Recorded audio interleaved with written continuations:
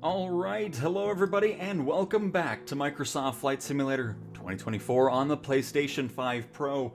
We are, I believe, hours away from the imminent release of the standard edition in New Zealand, because obviously we're going through the whole 8 a.m. your time zone tomorrow, and we'll have even more folks flying around in the sim on the PlayStation side of things. Really glad you guys, oh my goodness, guys have been enjoying the videos that went over this weekend with the differences between like the 787. We're going to fly some of that as well. I kind of want to test those things out, see how they're doing outside of their art and LOD fixes. And of course, last night, posted a video all about ATC, refueling, pushbacks, using ground services, and just talking to ATC and a few other little tips in there. Really, really glad you guys are enjoying those videos. And yeah, so hopefully everybody's having a fantastic weekend. I thought I would do at least one stream over the weekend. That way, if you've always wanted to fly with me, and you're at work or school or whatever else, we'll see how a weekend stream does and see if you guys enjoy that as well. One thing I want to do really quick before we do free flight is I want to see if I have the banner towing missions unlocked, because I've been getting a few questions about not being able to complete those missions. So I need to see if, because I honestly have not spent any time in career mode. I know, shocking. I don't have aerial advertising. No, I don't have that done yet. Okay, I'll have to do that a little bit later. I'm not going to do that right now. So we're going to go into free flight, fly around. You guys can join, of course. As always, let me just showcase something really quick. If you want to join me, make sure you go to Settings, Online, have your multiplayer server set to mine, West US. If you're not on the same server, you won't see us or other players. And then, of course, in the free flight menu, you want to go to Flight Conditions and make sure you are set to all players. Perfect. But hello, Parker and Master... Oh my god, look at the chat already.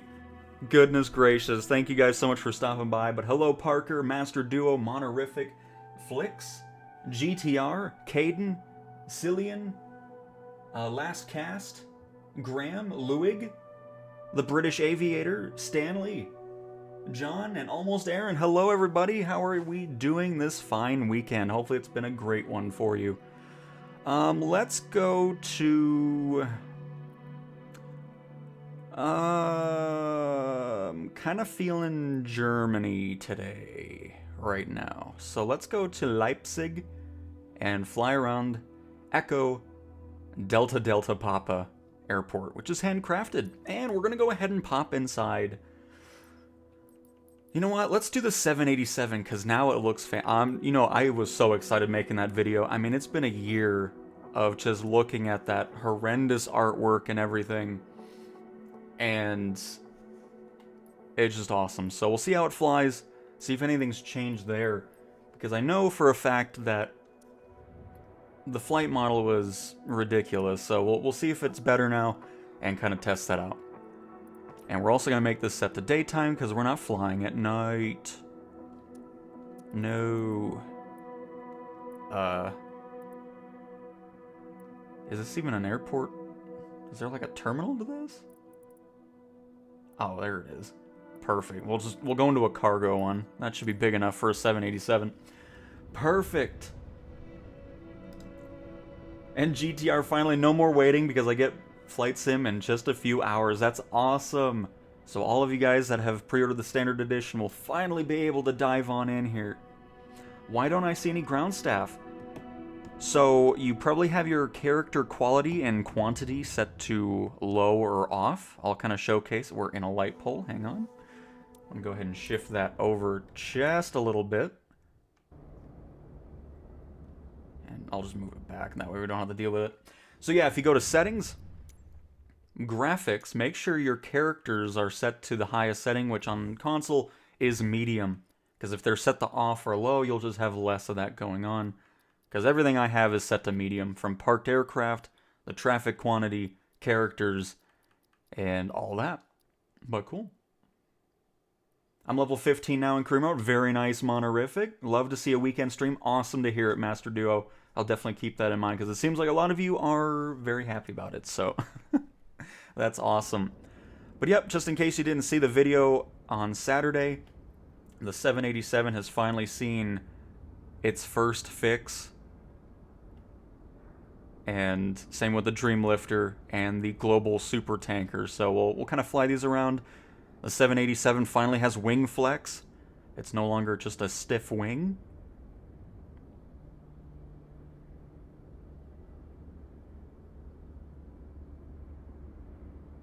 It's so weird being excited to fly this thing because, like I said in that video, I just had no interest flying it because I hated looking at that matte paint. Horrible. So we'll see how this thing flies. Hopefully a little bit better. We'll find out.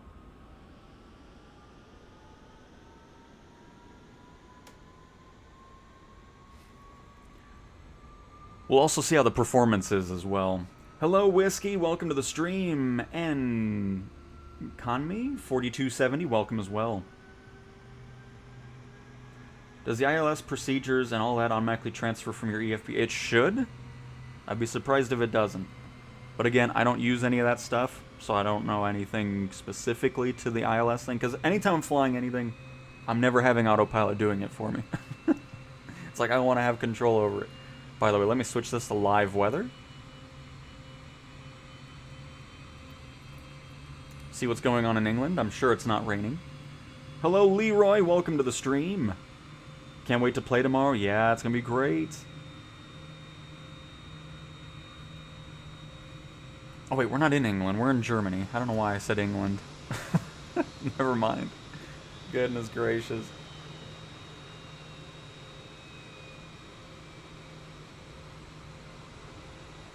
Because we're not that far away from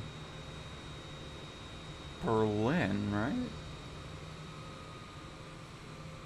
Hang on, let me investigate. We might be able to just do a little quick flight here, because it shouldn't take long.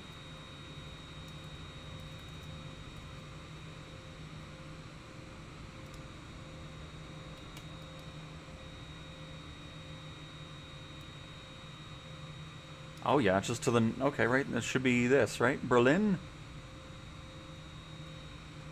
Oh yeah. Nice. So let's go ahead and add that, kind of learn this, because again, I haven't touched this aircraft in forever. And this is all foreign to me. So...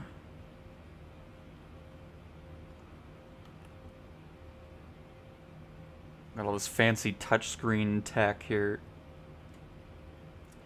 So, route... not in database. Well, sorry. Oh, here we go. Let me get this all situated here. So first let's... oh, no. Let's add what we're at. Which is EDDP. Echo Delta Delta Papa. Origin. Then we're heading to EDDB. Echo Delta Delta Bravo. Destination. Runway. Let's go for whatever this is. This is 07 right.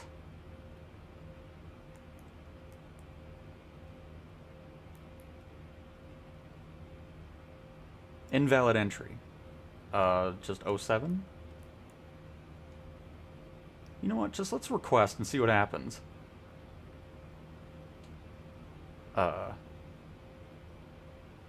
Okay, maybe it need... what do I need to put in for the runway? Oh, goodness gracious. I don't know what I'm doing in this. Enter?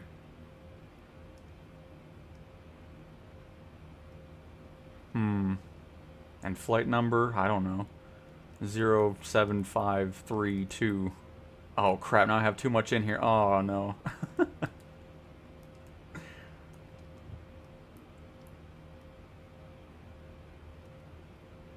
Perfect. Great flight number.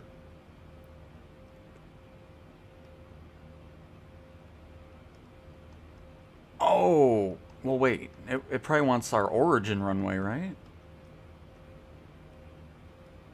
I don't know. It's something.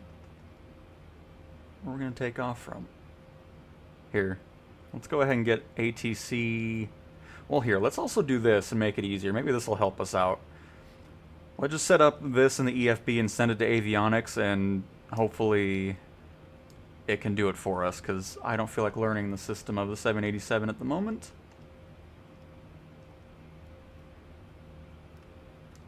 And then we can do a quick thing here and save us all kinds of time. Excellent. And then we'll go ahead and hit auto. Oops. Do the performance for us. Find a route. Beautiful. Alright, so now that we did that, let's go ahead and send this to the avionics. And ATC. We'll do a whole thing. A whole shebang. Oh, they want WR08. Gotcha. Okay, well, there we go. Now we know how to type it out. Alright, let's get our IFR clearance here. Leipzig clearance delivery.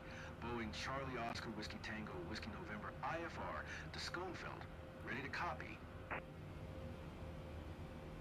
Boeing Charlie Oscar Whiskey Tango Whiskey November is cleared to Schoenfeld Airport via the Peen 1 Echo departure, runway 8 right.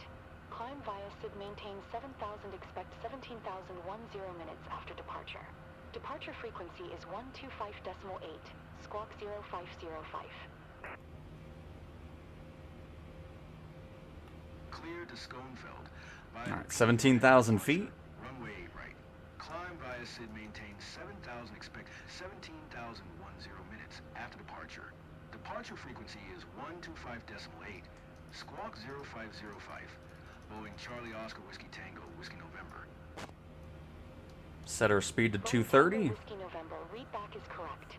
Contact ground on 121.805 when ready to taxi. Good day. And so if you watched the video last night, the reason we're not having to do anything with ATC is we have our AI co-pilot doing it for us. Ready to taxi. IFR. Boeing Charlie Oscar Whiskey Tango Whiskey November. Taxi to and hold short runway 8 right via taxiway Zulu 4.3 Tango Sierra 1. Contact tower on 125.955 when ready. Taxiing. Hold short runway 8 right using taxiway Zulu 4.3 Tango Sierra 1. Boeing Tango Whiskey November. Cool, and then we're going to do triangle up on the D-pad to trigger our pushback. And we'll get things rolling here. Alright, let me also catch up with chat here.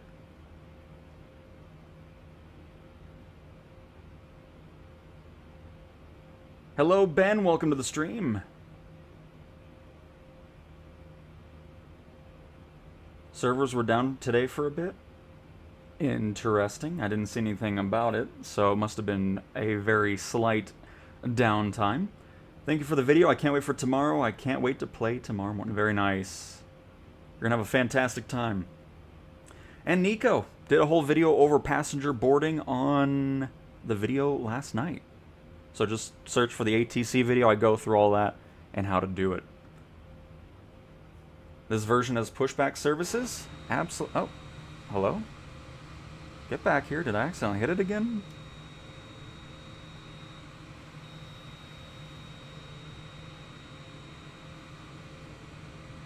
What are you doing, pushback? Why aren't you getting over to me?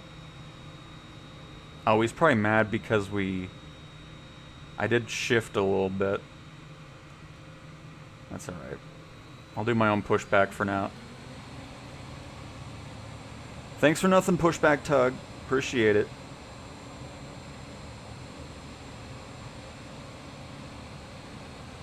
Oh, the gear's still not animated at this distance, though.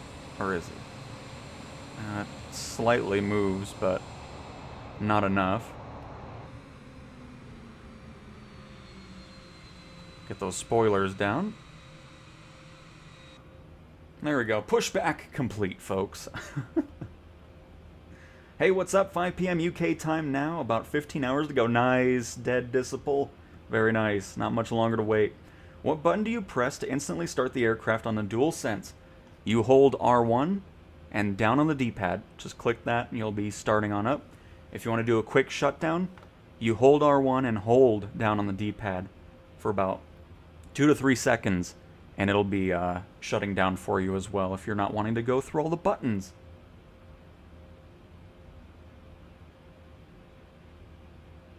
15 hours left in the UK. Nice British aviator. Same with Cillian.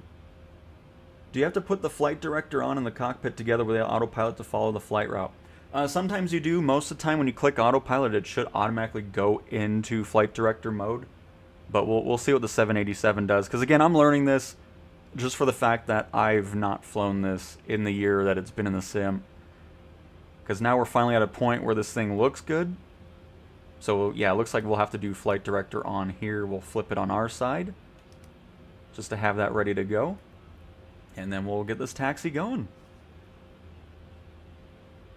And Kyrian, yes, I'm always using a DualSense controller with gyroscope controls. Absolutely.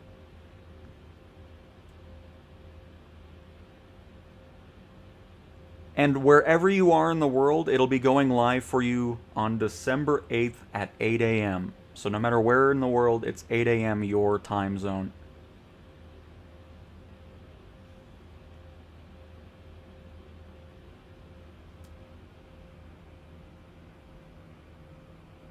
Could you please do an autopilot video at some point? The thing about, I mean, I guess I could always do like a basic one with the 172, but there's so many different systems going on for the different aircraft. But if you just want like a basic autopilot setup, we might do one, because I always try to showcase autopilot no matter what aircraft we're in, at least the basics of it. You know, follow a heading, follow a flight plan, and stuff like that. So I always try to do that in these live streams. Which, by the way, are we all good in this? Because I'm not really seeing anything on... Oh, here we go. We need to hit execute. That's what I'm looking for. Nice. Now our flight plan's actually here.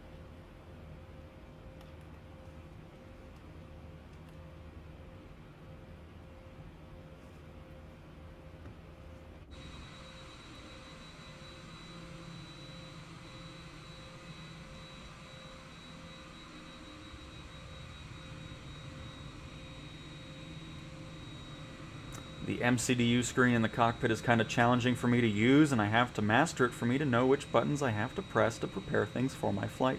Yeah, I mean, when you get into the airliners, it's definitely an interesting thing, because some of them are, obviously, they're going to be different, too. 787 doesn't seem too bad, though. I mean, it helps that I know somewhat from the other Boeing and Airbus aircraft. Because I'm not proficient in the airliners, I hardly fly them personally, but I know a little bit. So that helps. Thank you for all the info you provide to all our new PS5 players.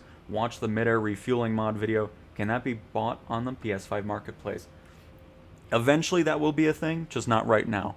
The marketplace only consists of world and city updates, which are all free, and then the aircraft from Premium Deluxe and Deluxe editions to buy individually. But eventually, yes, the airshow assistant for refueling mid-air, doing all that type of stuff, will be available in the marketplace down the road. Hey, Steel Bean!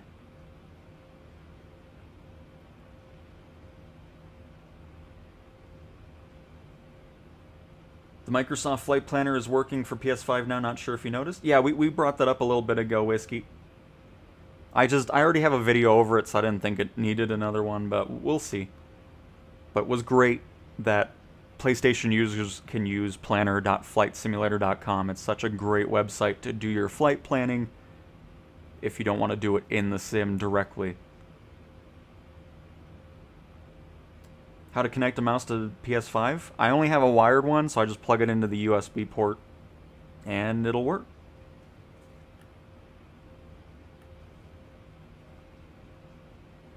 Can you get weather? Oh boy, weather radar. Yeah, definitely. I'll look at that when we're up in the air, because I don't know where that's at. What are we doing here? What's with this? Oh, everything load on it. Wait. Why am I looping back?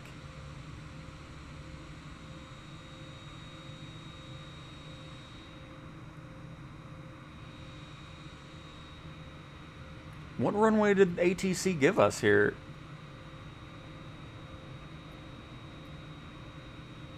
Eight right. And what is this? Oh, this looks like the right... Yeah, this is good. This is 8. I think. Is it 8? Yeah, we're good. I don't know why it's showing us to go backwards, but we're not going to do that.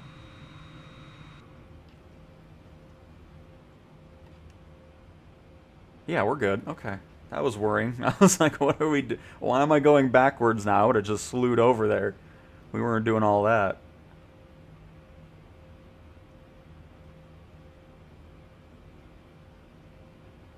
So let's see if our ATC co-pilot stuff registers that we're here at the runway.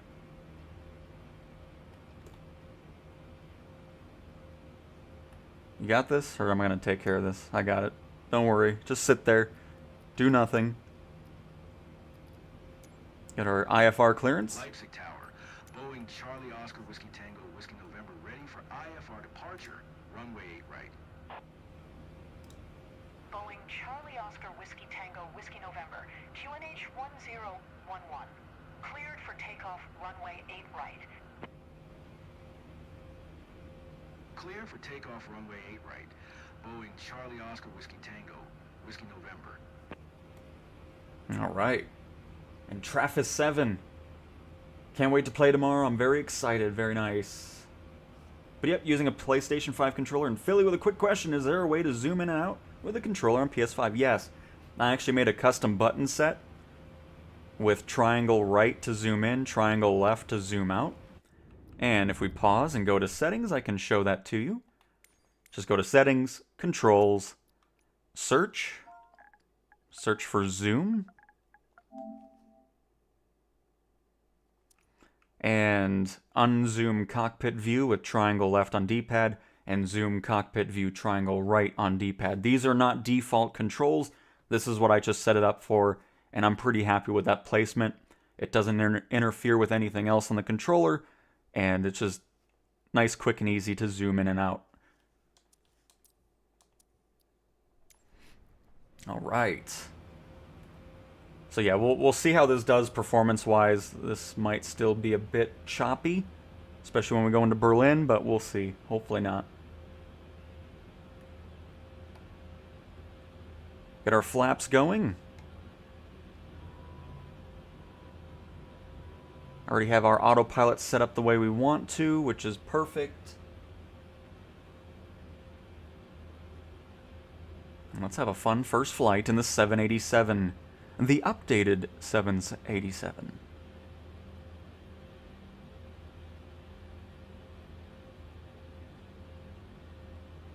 And nice, Max. Not much longer to wait now for it to release. The 787 here is part of the Premium Deluxe Edition. Standard, you get the A310, the A320, the A321, the A330, the Beluga, the 737, and the 747.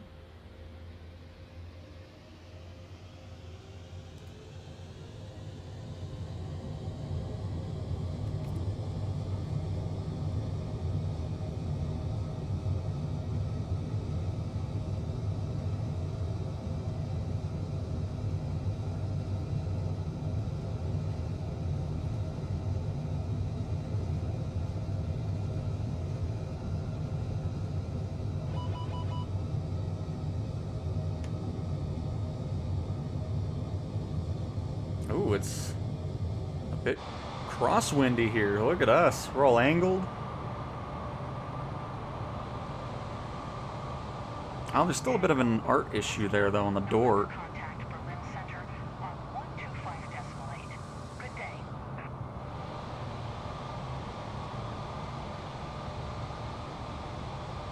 Nothing, co-pilot? You can do everything, aren't you? You're supposed to be helping me out, and you're just ignoring everything. 125.8. Boeing Tango Whiskey November.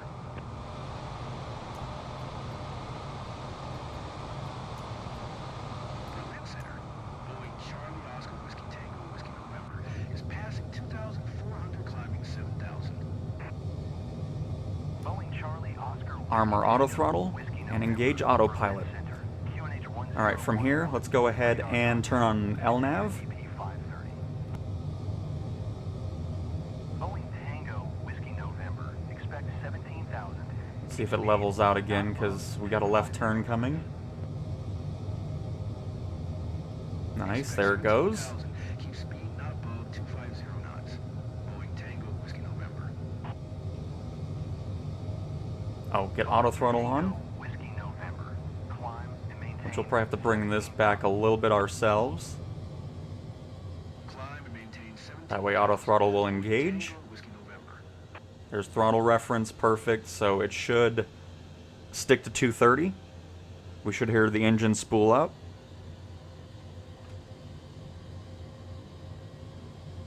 Yeah. There we go. Okay, alright.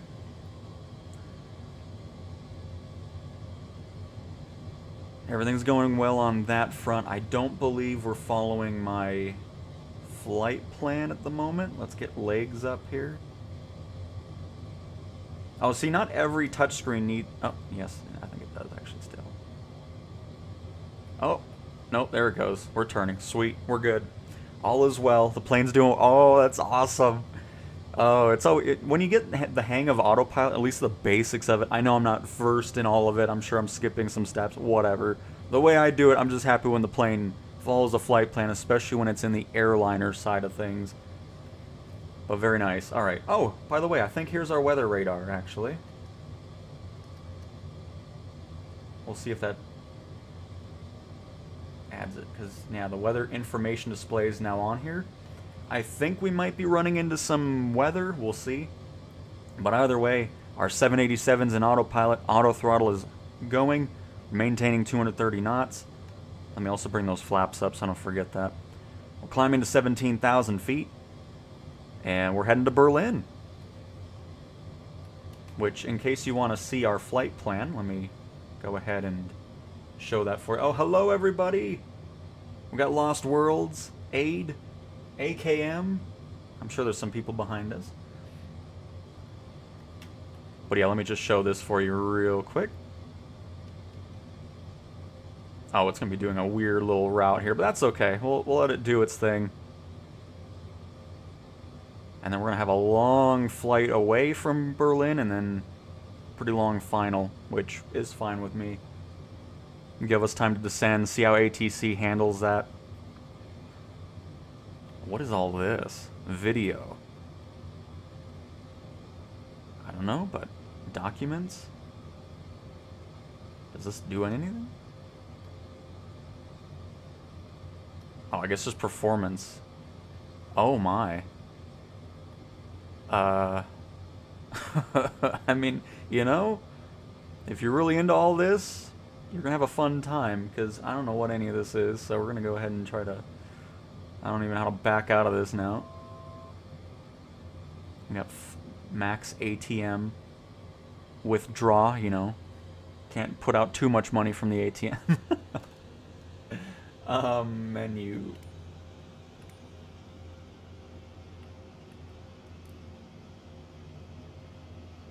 So performance and initialize flight are our options with that.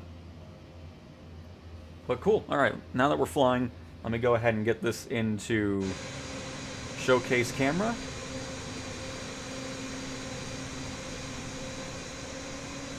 Oh, and into the engine we go.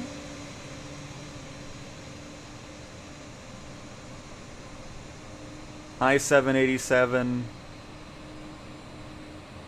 I'm so glad you finally got an update. It's nice flying you.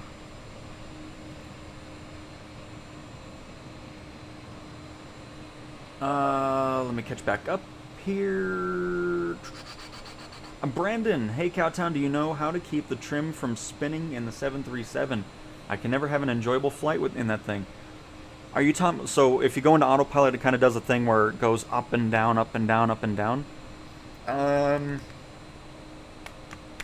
to remember. I think if you just disengage and re-engage autopilot, it should figure its life out. I would also just retrim it yourself to be level and then engage autopilot, and it should keep it from freaking out like that. I will be flying at Turkey, I hope, in 11 hours later. Very nice. Secure, very nice.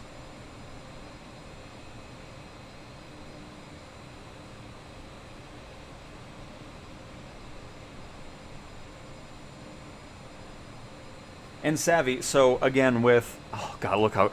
Oh, it looks so good. Oh, it makes me so happy. Oh, my. Looks so... awesome. But yeah, so... It's different in an airliner. It's not just nav mode you're going to be using. Because I think... Hang on.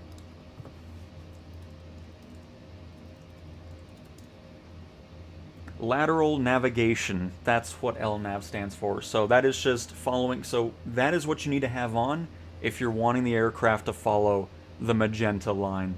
If you're flying like a Cessna 172 or even a private jet, you're going to be... why do we still have an auxiliary power unit running? I should probably turn that off, but I'll just leave that alone. The plane's flying. I don't want to break it.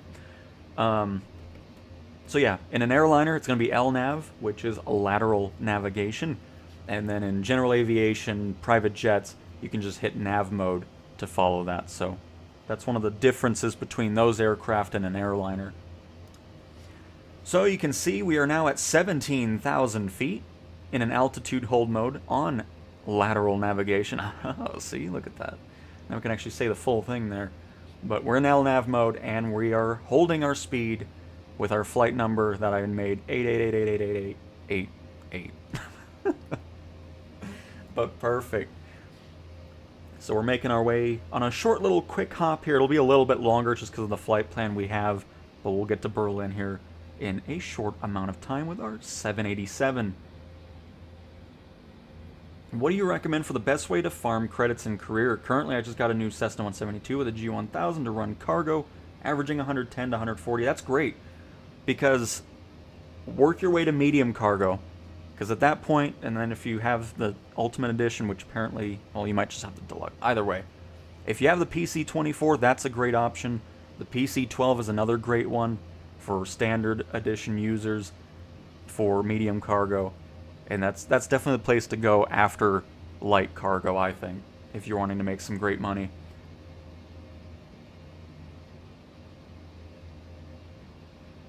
We'll get to that point at some point, TJD, but we've done that a lot. We've flown over a lot of major cities. I mean, we'll get over Berlin here. Hello, Breezy! I'm struggling with knowing how to descend properly. I'm either too low or too high when approaching the runway. Do you have some tips? Once we get to the landing, we'll kind of talk about the PAPI lights, the 4 lights next to the runway that'll indicate how you're doing. If it's 4 red, you're too low. 4 white, it's too high. You want to have 2 white, 2 red, but again, we'll get into that when we get over to Berlin's airport, and we can kind of dive into it a little bit more.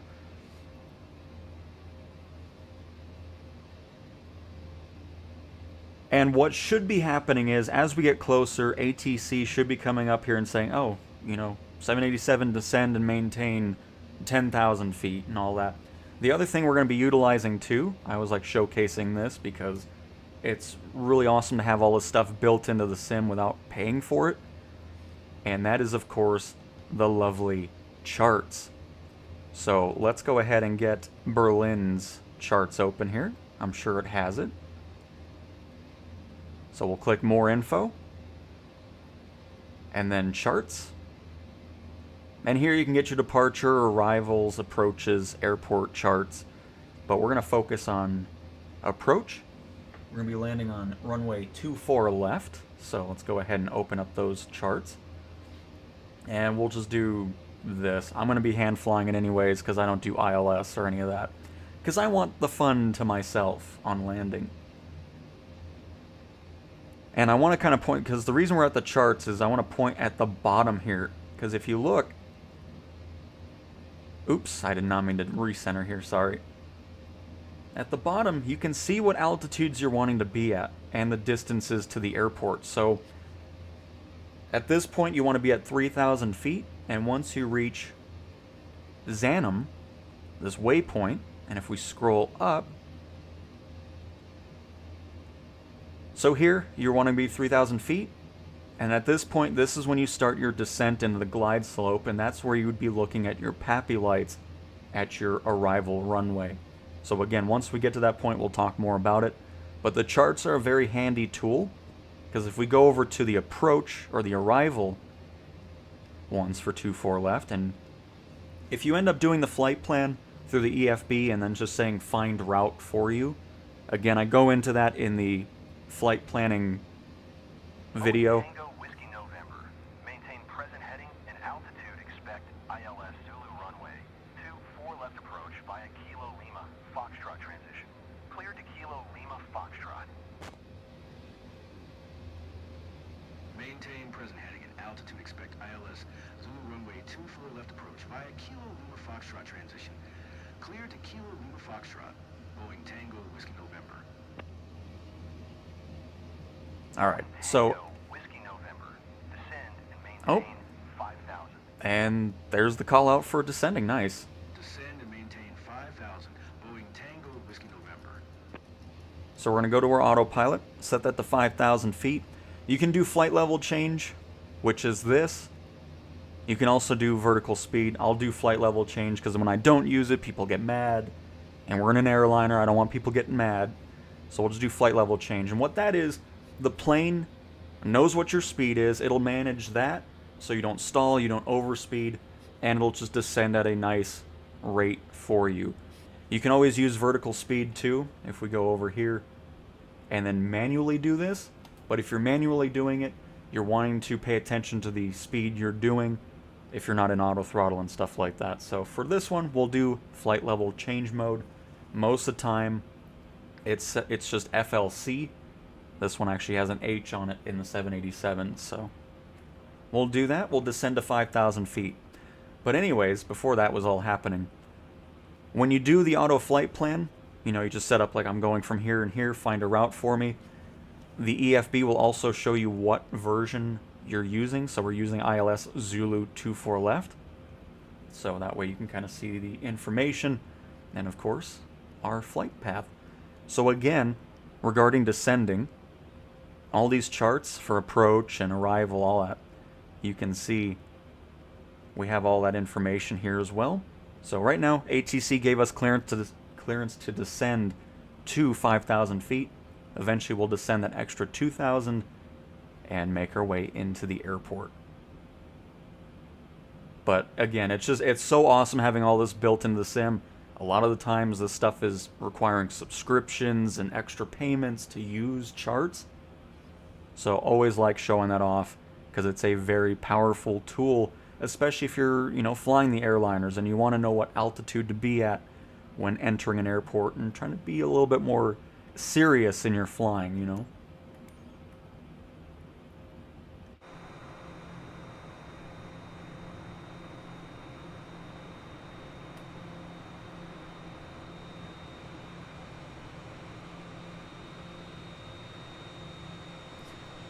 So with the world updates in the marketplace, do we get the cities before? Yes. So if you don't get those, which again, world and city updates are always free, and they will be in the future as well when new ones release.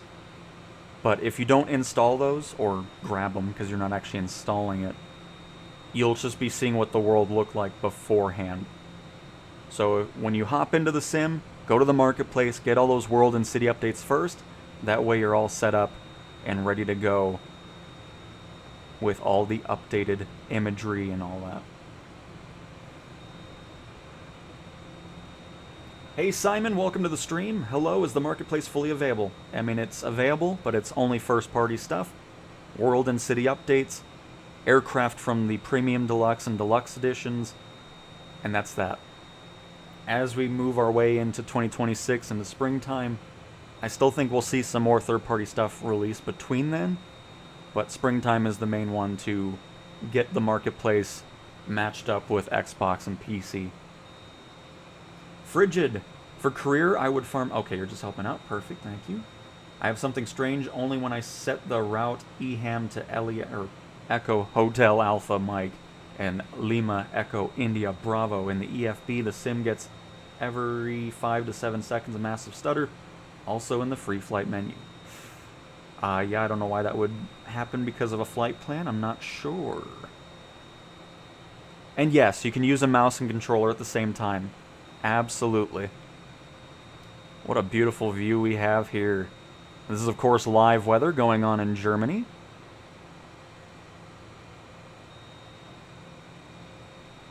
I'm so happy flying this thing. By the way, I don't have any lights on. Very good. Let me go ahead and turn those on. Oh, no, we do. Okay, I just wasn't seeing... Okay, we're fine. It did actually turn it on.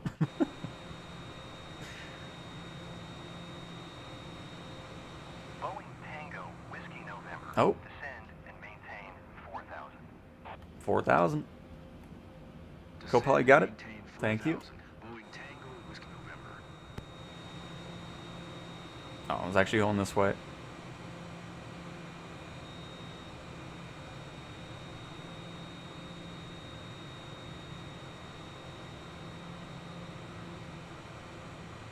We'll get this view right here for a little bit. So if you're waiting for your standard to unlock, once you do your first initial boot, you'll be installing some other stuff. That's why your file size is a little... Oh my goodness. Hiccups, go away. Or whatever's happening to me. I'm falling apart. But anyways, on your initial boot up of the sim, you'll be installing some other stuff. It'll get you to around 35 gigabytes or so. And Philly, you're the best. Thanks for answering. You are welcome. Search and rescue with Savage Cub, average 400k, quick way to build credit for the CJ4. That also works there. I mean, I love search and rescue. Those are great missions. When you want to do something like making the altitude higher, so you saw how we're doing it with the descent. It's the same thing with ascending. So if you're at 20,000 feet and ATC is like, hey, go up to 25,000 feet, you'll use the same steps that we just did for the descent with flight level change, where the aircraft will manage the speed and give you a good climb rate and all that. So it's the same thing with ascending, just like it is with descending. How good does your internet have to be? I've seen people that are down in like the 30s and having a great time still. So anything above 30, you should be good. And Aviation Boy, this is the Premium Deluxe Edition, which was supplied to me by Xbox about a couple weeks ago now. And couldn't be happier with it, because personally I always buy the Premium Deluxe. This was just the one-off example of that not happening. But yeah, Premium Deluxe is a great one, especially now that the 787's been fixed. This has been nice to fly so far. So I think the flight model has also seen some improvements alongside the art and LOD issues that were plaguing it, because so far, so good. And of course the Dreamlifter and the Global Super Tanker as well.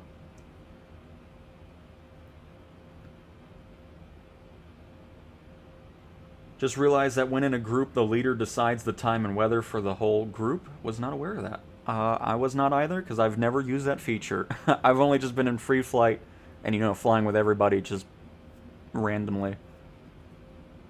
Hello, Kyle? Oh, I'm so far behind. I'm trying to catch up, folks. Oh, no, we're not too far. Okay, we're making good progress here. And Anton, I do use the DualSense controller, yep, and then I use the gyroscope to fly, which is the motion controls that are built into the DualSense. It is excellent, and the main reason why I have no particular... By the way, what is happening? What is our route here? I just realized we're not following anything at the moment. We've kind of was there a... I think I know why. Hang on. Yep, there was a thing here. So this will happen. You'll have blank spaces. We're going to go ahead and figure out how to delete this really quick. Too busy talking and I didn't realize we were... Delete. Do I hit delete again? Oh, no, delete and then click on this. There we go. And now execute.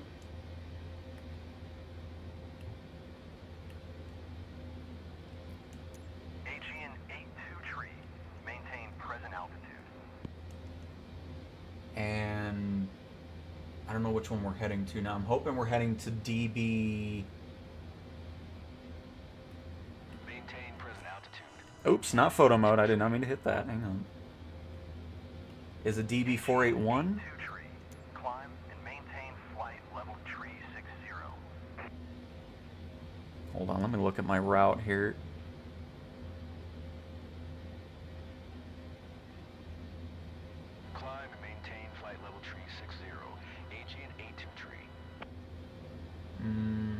481 is, but let's get it to DB851. I don't even know what all these numbers are, actually.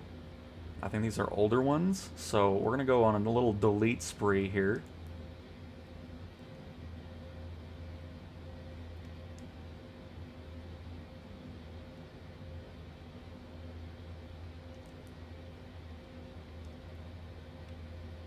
Because there's a lot of numbers. Oh boy, hang on.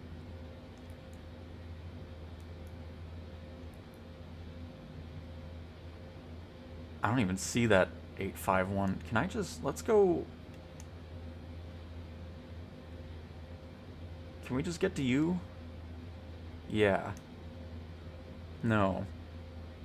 Oh crap, hang on. Let me just go ahead and set the heading over that direction. Because that'll take me forever to figure that out right now. So, I think we activate heading by that. Yes, there we go. And let's make our way over there. Too busy talking. I'm like, oh, there was a discontinuity on the thing there. I always forget about that. So, we'll just have heading mode. That's fine. We'll get over there. We're a little off track, but no worries.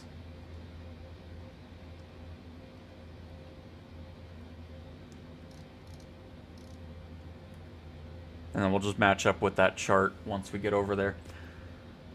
The EFB is now generating routes. Yes, absolutely. Because again, what we did for this flight with a 787 is we set up our... Because I go in through all this on my flight planner video.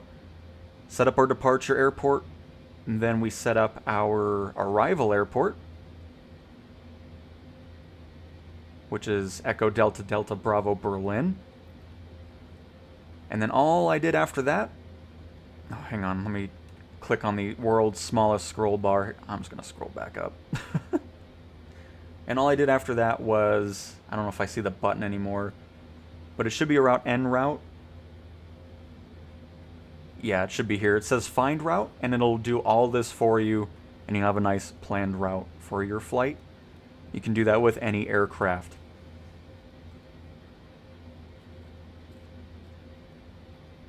I got the Thrustmaster HOTAS 4 with the disc version game, but I have to wait until the 12th for the game to arrive. Oh no, Kyle! I'm sure the day will go, or the couple days here will go by fast for you.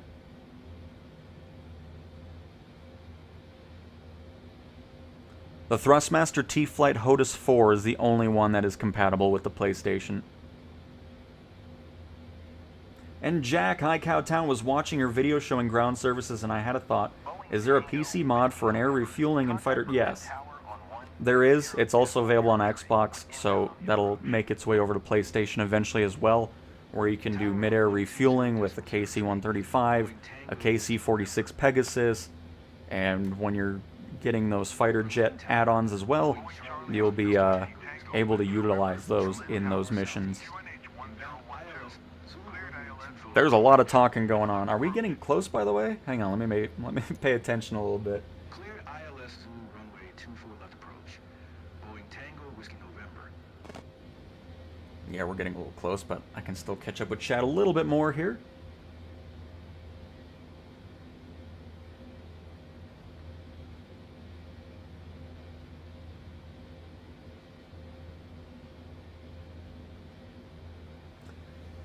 Regarding flaps and landing, it's really all just dependent. I don't really go off the realistic part of it and what they need to be, because sometimes I feel like you float too much. So again, completely different depending on the plane that you're flying. With these, I typically go around, what, 20 degrees of flaps?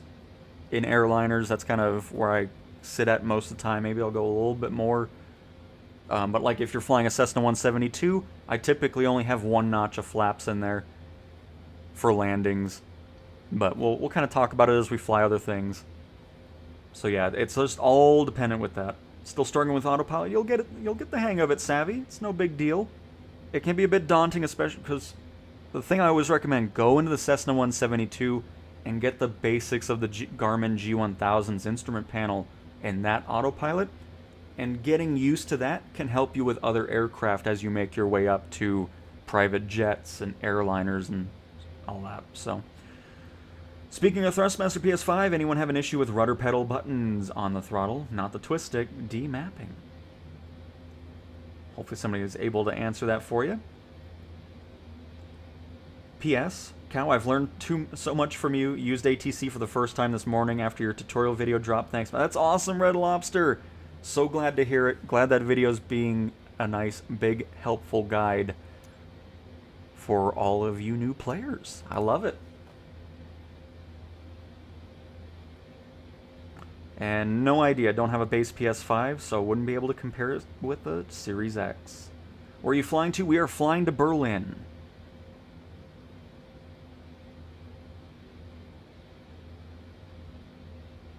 How fast? There is a point where you... Oh, it's not fast at all. I mean, especially with heavy and super heavy cargo. Hopefully releasing with Sim Update 4 tomorrow? Maybe?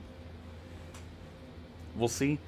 I mean, getting the Beluga's 250 million credits. So, I mean, it takes a while in order to get to a point where it's like, okay, I have all this money and there's nothing for me to go for. It takes a long while. Alright, so we are going to break out of autopilot. We're going to disable auto throttle as well. Oh, I think we disconnect autopilot from this button here. Yes. Holy crap, okay. That was aggressive.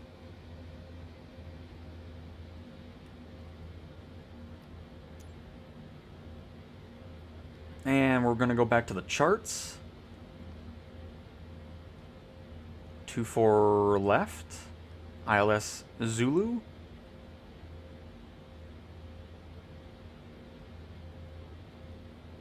And let's orientate this a little bit differently. Set that to small, vertical. Well, actually, we don't need this. It's in the cockpit. So let me just get this the way I want it to be. Oh, I turned too much now. I was too busy looking at that. Hang on. Messed it all up.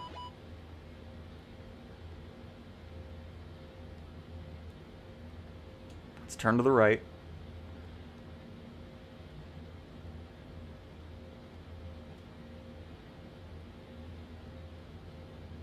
And now if we close it...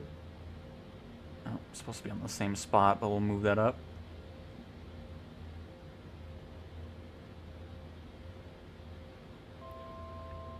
Alright, perfect. Now if we need to take a quick glance at our chart, it's right there on the screen. Also go ahead and not descend here.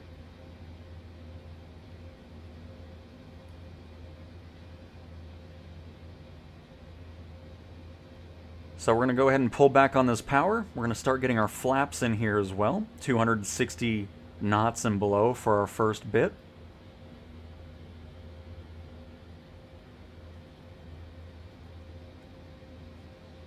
And Torres, it's around 35 gigabytes for the sim.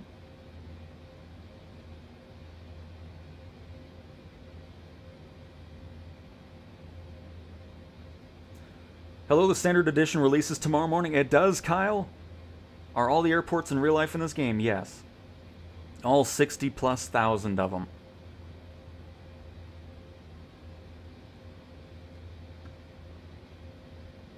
How did you get the 787? It's part of the Premium Deluxe Edition of the sim. It's not just you, Dark Killer. The XP1 just doesn't have any sound.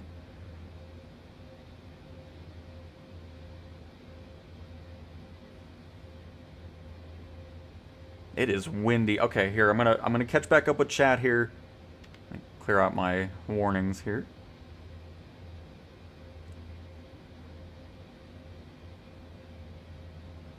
And Lucky, what's your quick question?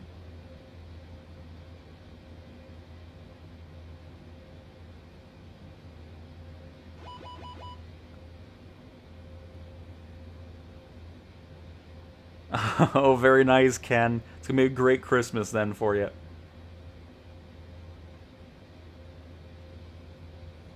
I have the weather on. I don't know if the weather radar is on or not, but we have the weather information display on.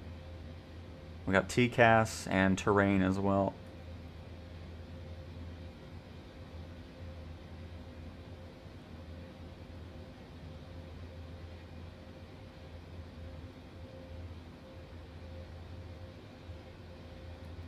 But yeah, this is a turbulent flight right here.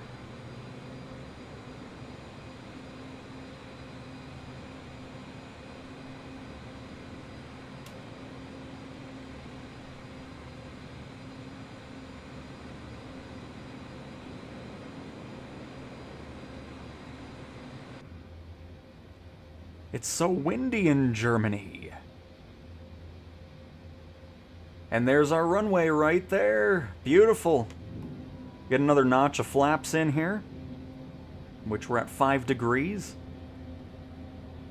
Keep bringing that power back. So, it's going to be a bit hard to see here, but you can see the really tiny speck of lights right on the left side of the runway. Looks like we have 1 red light and then 3. Now we're full white, which means we're too high up. So we're going to bring the nose down. We have 1 red. And possibly a second one. By the way, AI plane kind of in there. Now we're on the glide slope. We have 2 white and 2 red. So we kind of want to maintain this here. Again, keep bringing this back. Get more flaps in. We're down to 10 degrees of flaps. 187 knots.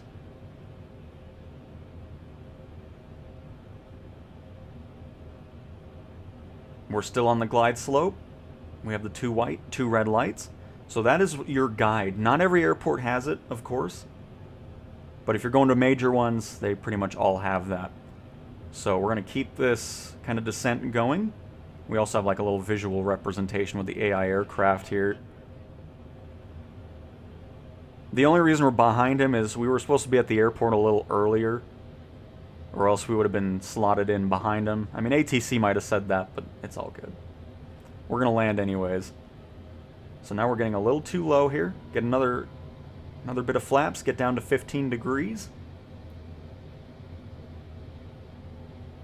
I got nameplates all up in my face.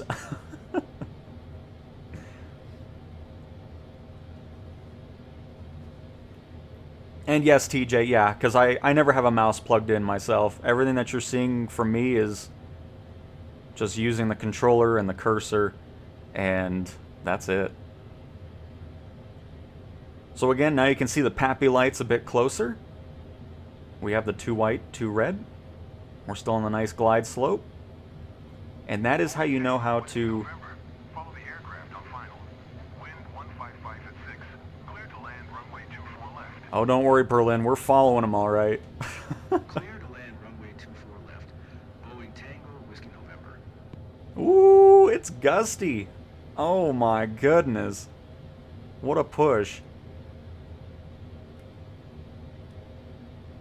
I'm going to add a little bit of power here, because we obviously don't want to go below 140. We're going to start stalling out if that's the case.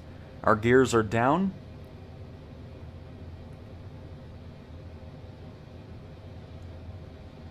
We can keep this speed going. I think 15 degrees of flaps. I mean, let's go 20. Or I guess the next one is 17 degrees. I think that'll be plenty for us. I also don't have auto brake on. Let's set that to... Let's do level 2 on auto braking for us.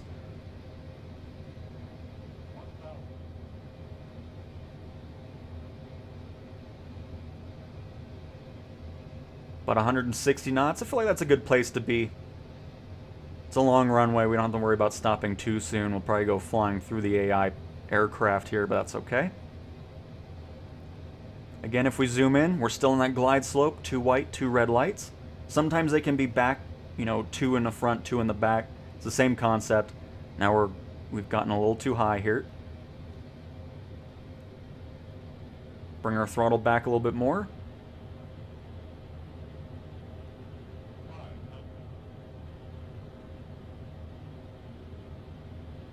There we go, we're back on the glide slope. Hitting a huge crosswind, we're crabbing a bit. We'll probably have to put a little bit of right rudder just to keep us centered on the runway. Gonna bring that power back all the way now that we're getting to the threshold.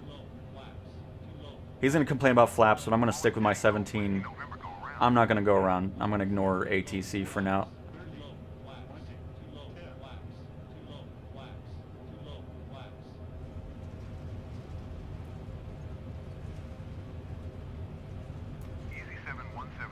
Reverse thrust, just ignore the AI air traffic here. Hello?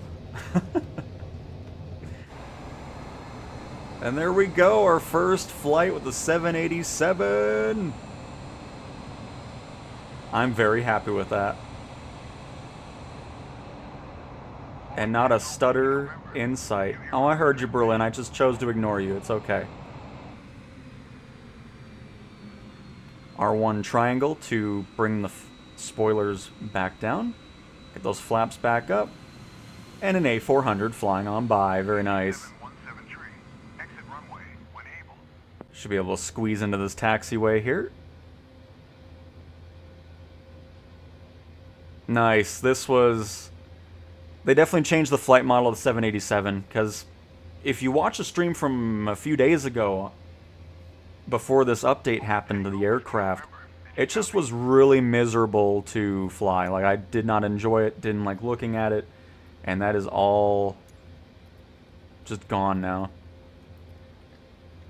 Here, hang on. Let me go ahead and get my parking here. Or not. Nah, that's alright. We'll find out where we want to park ourselves.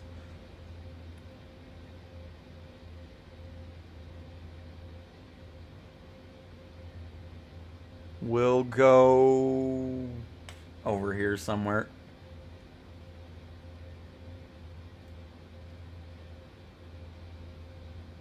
Chase down the T-38.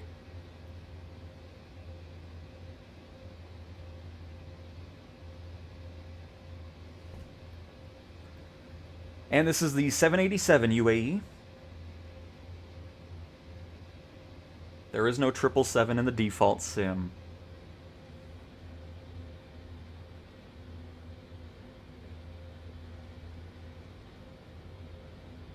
And it is prolific. It's awesome on the PlayStation. Really, really happy with it. Vitala, no. 787 is part of the Premium Deluxe edition of the sim. I'm finally able to play the standard tomorrow morning. All the buttons in the plane look intimidating. Does the tutorial teach you everything, or how did you learn? There's no tutorial regarding the 787 or Airbuses. There's a very limited one for the 737. But everything I've learned is just from flying the planes myself. And just getting more and more used to navigating the airliners. Because again, the thing I always recommend, learn it in the Cessna 172. Because you might think, oh, what are you going to learn from that? You learn a lot from just the basic steps of going through autopilot in that. And then as you work your way up from a 172 to, let's say, a Cessna Citation CJ4 or a PC-24, PC-12, and learn these other systems, because, you know, like I was talking about before, every autopilot system is going to be different depending on what aircraft you're flying in. And as you get more proficient in those, it helps you out kind of get the basic understanding of this. And then, of course, once you dive into like the computer systems in there, this takes up a little bit of time to kind of get used to as well. But yeah, just trial and error, just doing it over and over again, getting more used to it, and you'll eventually get to a point where you know what most of it does and how to get an aircraft set up in autopilot. Am I a real pilot? Nope, I am not.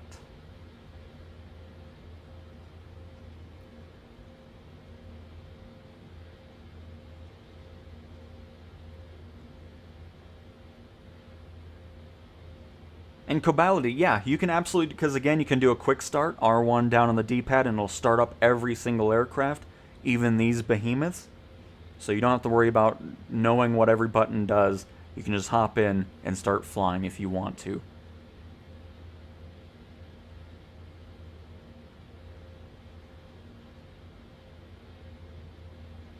And Alan, hello, welcome. And Eric, hello to you as well.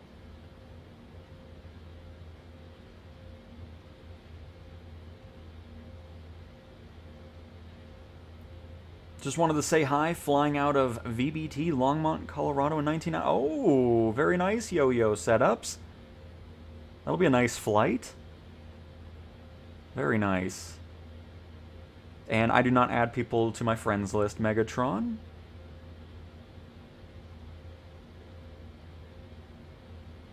You can get the C-17 individually if you so choose. Just know it needs some more performance improvements before I would recommend it. Because it's not great performing on any platform, so... I mean, it's a bit better, but still needs a bit more work.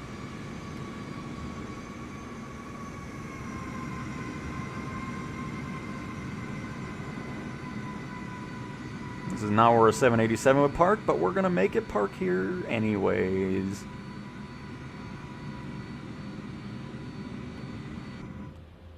And R1 down on the D-pad to shut it all on down.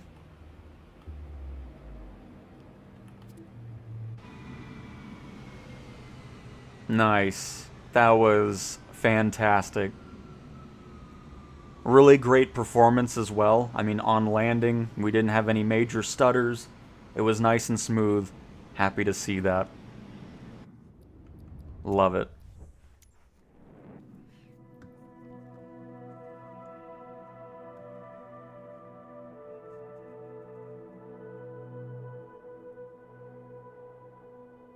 Any tips for full flight on PS5? It's always not gonna like I want.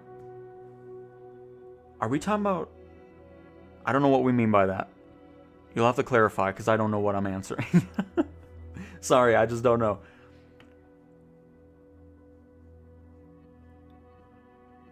And FMJ, free tip, if you ever get stuck with not enough money to move aircraft and freelance, remember, you can always back to employee work as an emergency. Absolutely. Welcome to the stream, by the way, FMJ. I know how to fly small planes, but commercial planes are so hard, I don't know how to turn them on. So again, you can do R1 down on the D-pad to do a quick start, or you can go through the checklist in the EFB. You just go to Aircraft, Checklists, and all of that will be there for you. 20 steps in exterior inspection, 4 steps in power, 28 in pre-flight, 8 in before starting engines, 5 in starting, 8 in before taxi and all that. And it'll go through all the steps. You can hit this little look at button, and it'll show and highlight if you want to do cold and dark, but you do not have to if you don't wish to do that. All right. Let us head over to...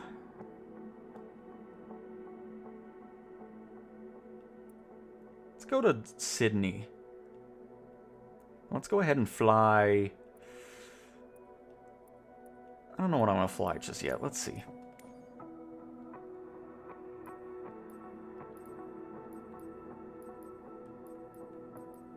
You know what? I think we're going to do the Titan over Sydney. That sounds nice.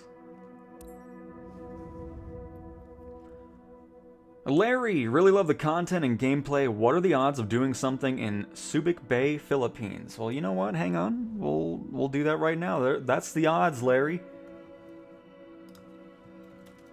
We're switching things up to Subic Bay. Just gonna figure out where that is specifically. I don't want Wikipedia, I want Google Maps.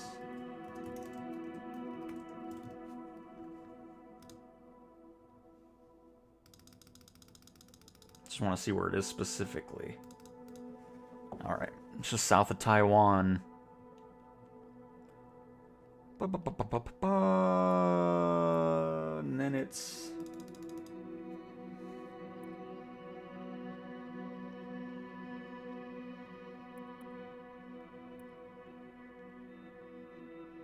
Hang on, let me make it daytime here and get rid of the clouds, because I think I'm in the wrong spot, I guess? I don't think so, though.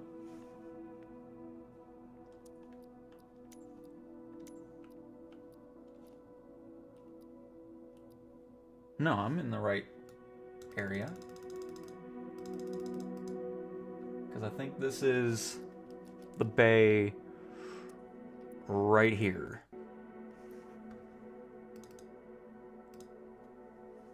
And then this...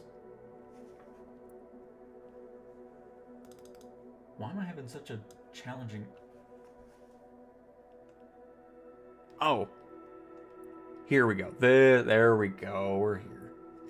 All is fine. So we're heading to Romeo Papa Lima Bravo if you're wanting to join us here. And then we'll go to Sydney after that.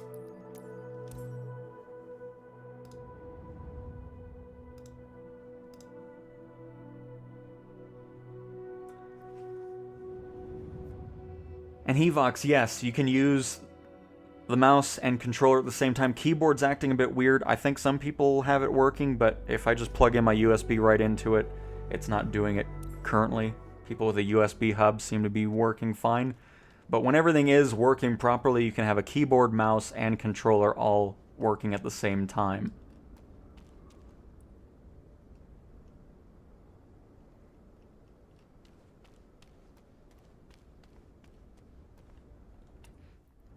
Right.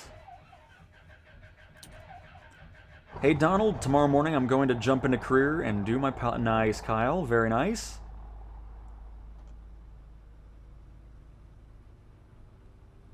Well, I taxi fast because I don't want to be on the ground too long. It's just like, we got to get things flowing here. So.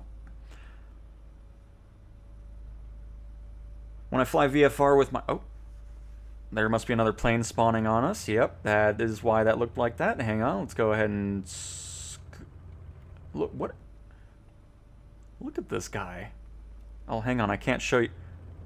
Look at this. What are you crawling on my wing for? This is unbelievable. Yeah, we're gonna scoot over here. Unbelievable. Simon just creeping around under my wing.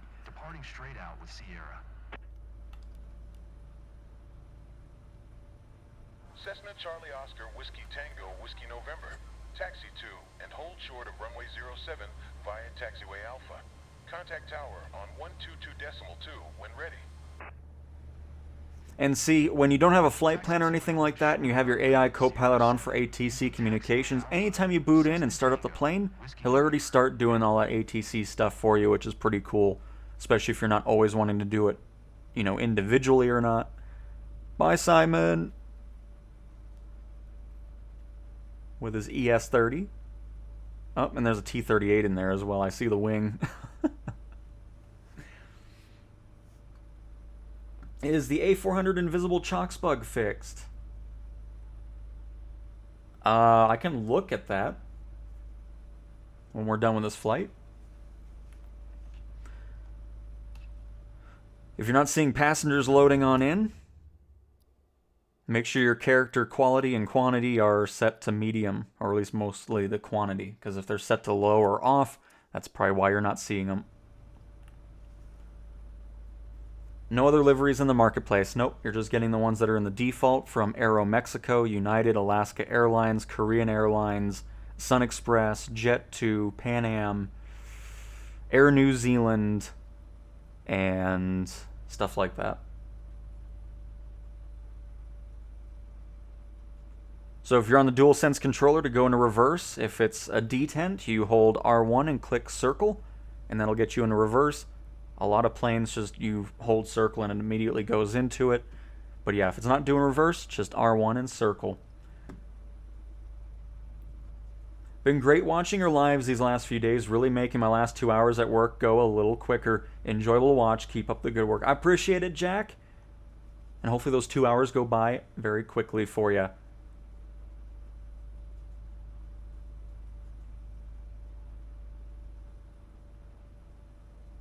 And Old Man Gaming, absolutely.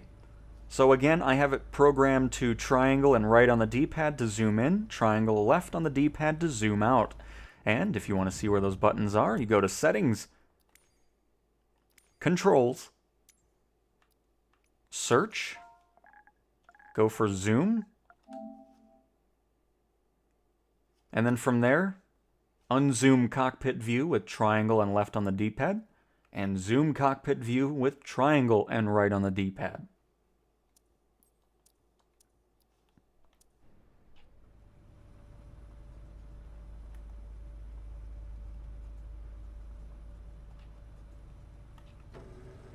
And Joey in a PC-12, very nice. What else we got going on here? Lost Worlds in the A400, and Aid in the Vision Jet. Alright, gonna watch this ES-30 takeoff here. Oscar Whiskey Tango, Whiskey November, November 07, QNH1009 straight out of departing straight out of approved. Cleared for takeoff runway 07. Clear for takeoff runway 07. Cessna Tango, Whiskey November. By the way, we have had not any choppiness with people being right next to us. Maybe that's why the servers were down a little bit. Doing a little hot fix server side for that, because it has been nice and smooth even though people are in bigger planes, smaller planes right next to us. It's been excellent today, which is really nice to see. So I wonder if some changes have been made, because whatever happened, it's been nice and buttery smooth. Don't go too fast, Lost. You're not gonna be able to tack or turn the wheel, hit those brakes.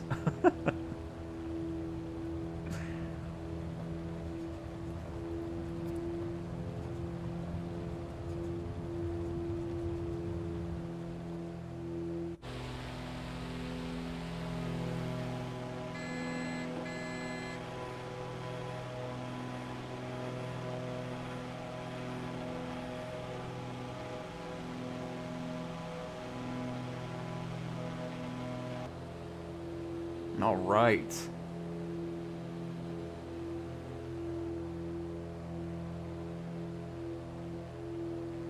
I would recommend going into free flight before career, especially if you're brand new to everything. I mean, it has the training and stuff, but I would just get familiar with the sim first. Would be my recommendation. Hey, Cow, hope all is well. It's going great, Silent. Absolutely. I've been loving the sim on PS5. Question, how come I don't see any passengers even with full plane set? All planes I fly. No, let me just double check here. Let's see if it does it with the Titan or not. Flight performances, mass and balance, seats. I'm just gonna set to whatever, full, load aircraft. Leaving my airspace. Frequency change approved.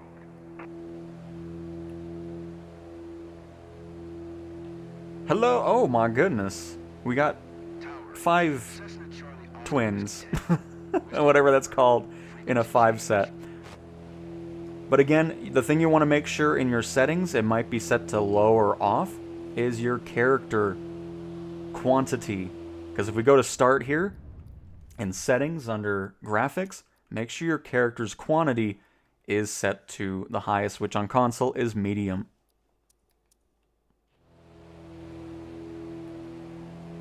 And there might be another step too, like if you're not hitting load aircraft and load immediately, or if you're trying to do it in an airliner, you're not going to be seeing people, because you have to hit the load aircraft in order for the sim to spawn them into the aircraft.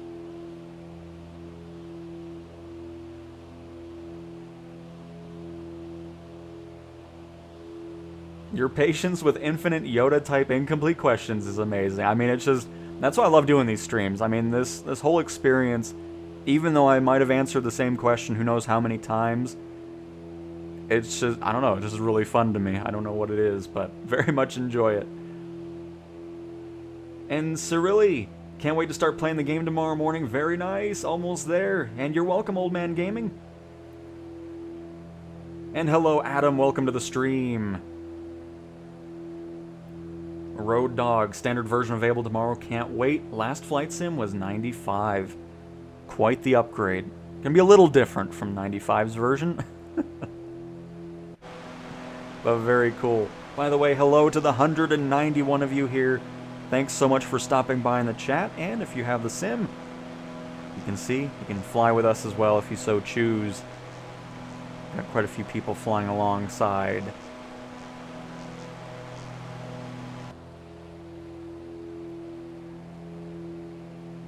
Oh, your controller disconnected? Perfect timing for that, Lost Worlds. Very nice. Let's see. I'm a little concerned that the game became more buggy with a bunch of people logging in tomorrow on launch day. I mean, there's already a lot of people in the sim just from these other editions. Like, it's so cool to see that, because, you know, when I'm just not streaming, I'm looking around the world, and Pretty much everywhere I'm looking, I'm already seeing green dots, which is what real players look like on the map. So, I mean, that's awesome to see. And again, I think when the PC Xbox version released, the biggest issue that happened with that was the Game Pass folks that didn't buy the sim overloading everything. I think if it would have just stuck to... What I would have done is not made Flight Sim a day one thing on Game Pass. I would have let everything kind of settle down with everybody that actually purchased the sim, and then have Game Pass be a thing. Since that's not a thing on PlayStation, we should be fine. I'll be surprised if we run into any major hiccups.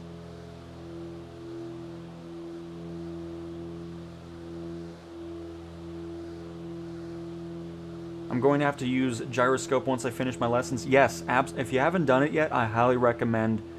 That's how I fly everything in the sim, minus the Airbus Innie builds, which I'll have to check if something changed with that, but I don't think it has. It just makes it so enjoyable to fly, because it makes it feel more realistic. You know, instead of just using the joysticks, you have a lot more control, and it's awesome.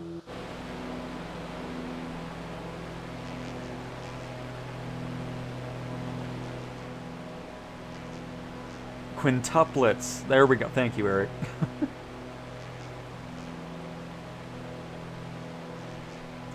Road Dog, in free flight, you can spawn on the runway. You can spawn at a parking area, a gate, in the air, however you want to choose. I can kind of showcase the different options you have when we're back in the menu. But in free flight, you can choose whatever you want it to spawn as.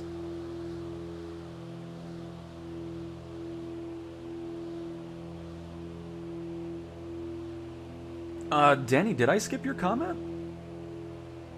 Oh, I'm so sorry. I don't know how I managed to do that. I went right to the A400 invisible chocks. You don't have to fly to a T on the route if you don't want to. It's fine if you kind of go a bit away from it. Unless you're in the certification process, I would definitely follow it to a T. And have the flight path markers in the sky on. Those are a huge help, for sure. But if you're just doing free flight, it's not a requirement in order for you to do it. Or even in career mode, so like if you have like the teardrop approach for those missions, you don't have to do all that extra turning.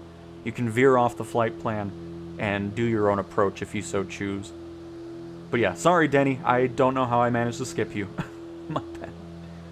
And Vitala, right now the replay isn't in the PlayStation version.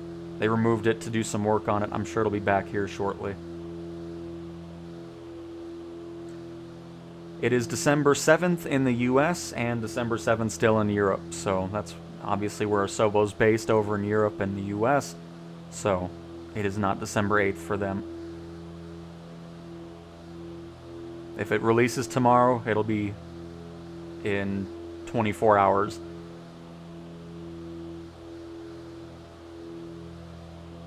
But again, it's not a guarantee it'll release tomorrow. It's sometime during the week. So we'll see. I really hope it doesn't release on Tuesday, but I mean, if it does, I just won't be around for the release in the morning. Just whenever I get around to it, we'll be diving into it. Same with the Stranger Things add-on with our Huey. Like, I'm really excited to see what that's going to be just for the Huey. I've never watched Stranger Things personally, but we'll see what they do with it. Gonna be neat.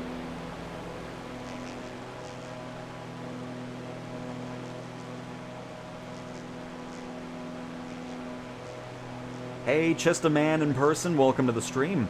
How can I adjust the throttle in small increments when I use circle and X? I just adjust in large amounts. So, you don't hold X. So what you can do is... Hang on, let me get nice and close here. So, yes, you can hold circle and do this. You can hold X and increase the throttle, or you can just tap the button over and over again. So if you keep tapping circle, you can see the throttle's just going in small little increments. Hang on, I think we're... Let me make sure we're all good here. So again, just tapping the button, you can see that you're just slowly moving the throttle down, and then tapping X, or putting small incremental changes while increasing the throttle. And of course, holding circle and... Oh, and holding X. Tapping circle, tapping X.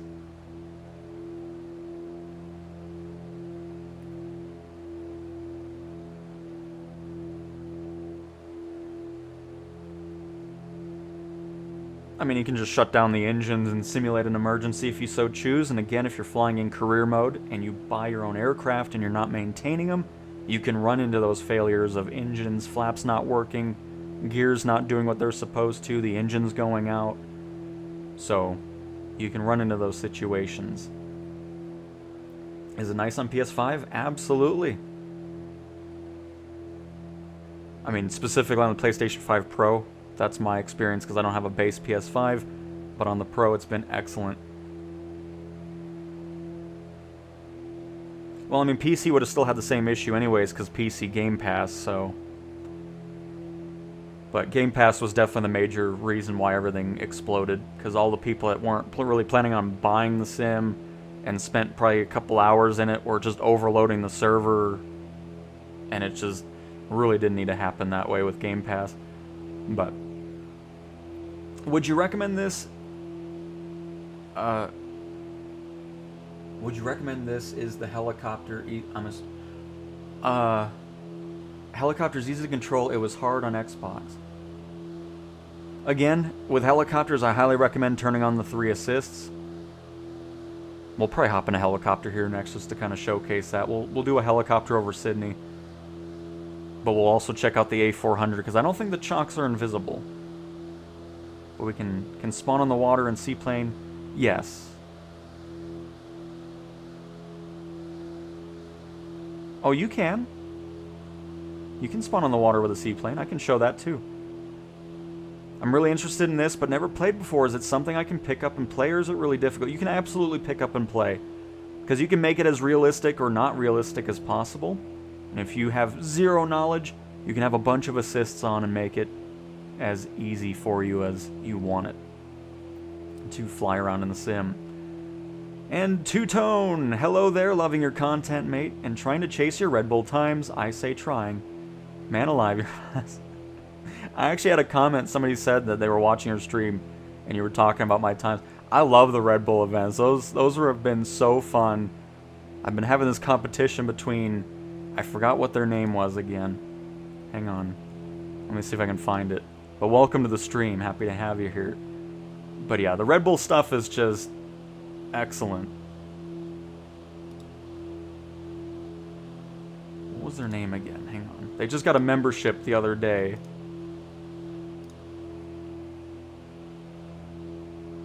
Welcome Cat, that's right. Been having a battle with them on the top spots there.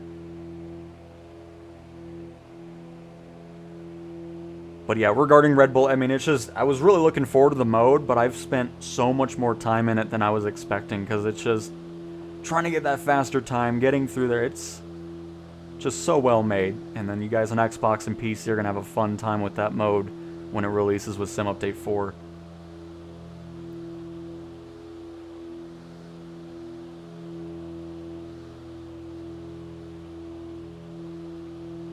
Can you see your house? Absolutely, Kingston, especially if it's in a photogrammic area. Not everything in the world is photogrammic, since it is a full recreation of Earth. But even if you don't see your actual house, there'll be a house on top of it. You can see the road of your street, thanks to satellite view, and all that good stuff. Left J, hello mate. It's much, or is it much better than the Xbox version? I've got PS5. So again, the thing I always say is the Xbox Series X is 5 years old. PS5 Pro is... Sorry, need to get the gears down. The PS5 Pro is only a year old, so I was definitely expecting a better performance out of it, since it's, you know, newer. I don't have any personal experience with the base PS5, so I can't attest to what the Sim's doing there. I've seen a mix, like there's some people that say it's not great, but most of the people are saying they're enjoying their time on the base PS5, so...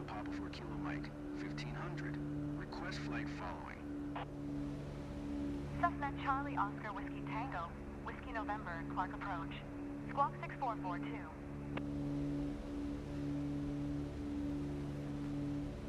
Sorry, I'm looking at chat here. ATC is going to get mad because we're not actually cleared to land here, but I don't feel like dealing with it. Northeast of Romeo Papa 4 Kilo Mike 600. QNH 1009er. And Kalaspa. Hello guys, how are you? I'm looking forward to the release tomorrow. I already downloaded the game on PS5. Very nice, not much longer to wait. Here, hang on, let me focus on my landing here really quick, and then we'll... Oh, and the A400 is in the water. Oh, somebody's got slew mode. We saw that, Lost Worlds. You didn't land that. I'm just kidding.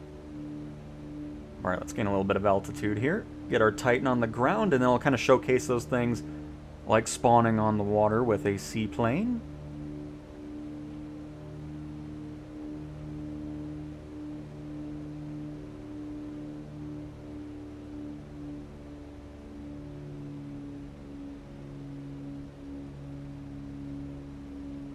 A little bit of a wind, but it's pretty much a headwind, so we're not having to deal with it too much. Get this throttle all the way back here. Wow, it really dropped out fast. Goodness, okay. I know we had the headwind, so that was going to help us get down a little bit quicker. But very nice, a nice area to fly around here. Lovely recommendation. But alright, I'm going to go through a quick little rapid fire here. So... First of all, A400, I'm pretty sure the chocks are there. I don't believe they've ever been invisible for a while. Or at least not something I noticed. Then again, didn't fly the A400 too much. So we'll take a quick little gander at that.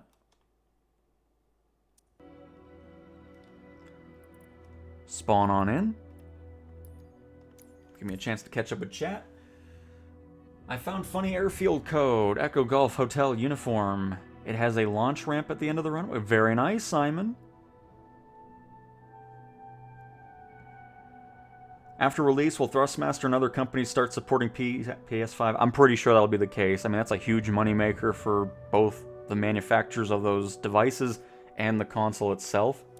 So I'd be surprised if that doesn't happen. But yep, Xbox and PC can fly together. PlayStation's on their own servers. Yep, there are the chocks there and the chocks over there. So they are not invisible, so there's that. And then to answer the question, so you can spawn in the air. If you just want to go into it, you can do this. You'll spawn at 25,000 feet. If you're in a seaplane, I'm gonna get my handy dandy albatross out. There it was. You can go to any airport. Hang on, let it load on in here. I'm going so fast, I might crash on us. We'll see. Is it going to crash or is it not going to crash?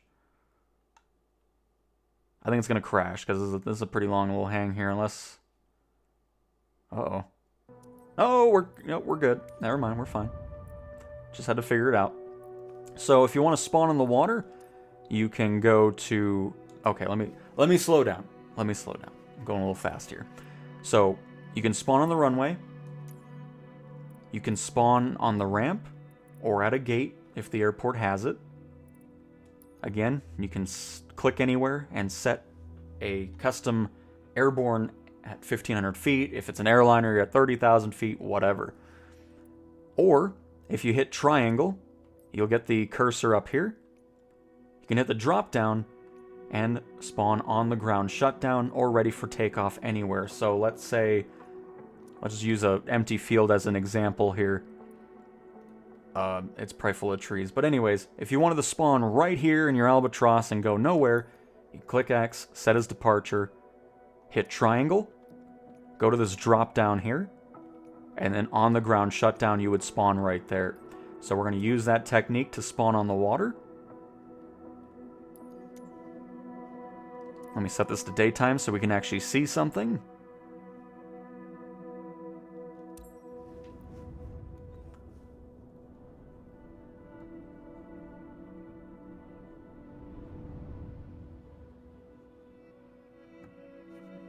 And don't mind the props. They'll be off. And there you go. That's how you can use a watercraft to spawn on the water. And you can use the same technique for land aircraft, whatever helicopters spawn on the ground, spawn at the airport, in the air, at a gate, or a parking area at an airport. Cool. And I think that was everything I needed to kind of quickly go through. Now we'll go over to the helicopter side of things in Sydney, Australia. Who's this? Oh, it's Lost Worlds already. Already ahead of the game. And you know what? We're going to use the Chinook. That's what we're going to use for our helicopter demonstration. And then before we do that, let's go to settings so I can showcase those assists that I highly recommend turning on. So you go to settings, assistances, and I recommend having the assisted cyclic, assisted tail rotor, and assisted collective on. That'll make flying helicopters a lot more enjoyable for you. So there's that. And let's go ahead and make it a little bit further into the morning here. Actually, let's just see what live time's like. I'll leave it alone.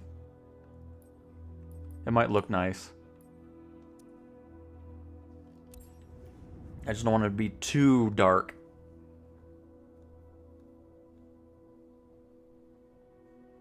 I've been playing on base PS5, maybe a bit slower, but still plays good once you get it going. Nice, Philly. That's great to hear. Hi, do you have a variable refresh screen? Nope. I have a basic 1080p monitor that's about 8 years old now. I don't have any of those fancy tools.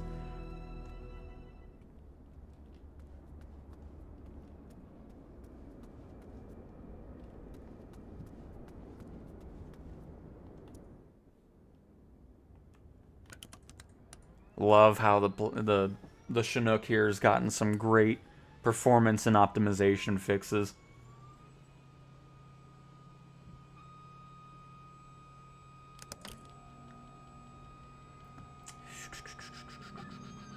Sydney ground. Charlie Oscar Whiskey Tango Whiskey November. Request taxi for straight out departure with Golf. And how many gigabytes is it? Last time I looked it was 27, but it typically is around 35 here.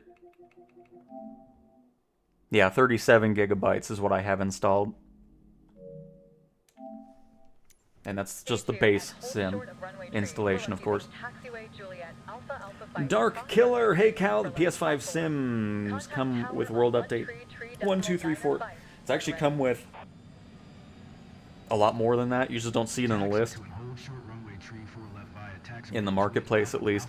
Because if you go to Marketplace, My Library, you can see all the other ones, because you have the World and City updates that came out during 2020's time frame, everything that's from 24, and then of course you have City Update 10 and whatever else came with the last few months.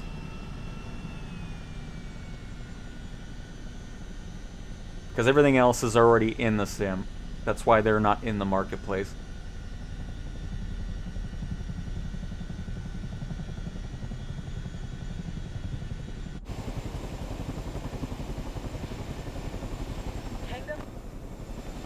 Yep, sorry Sydney, we're going to take off anyways, you'll get over it.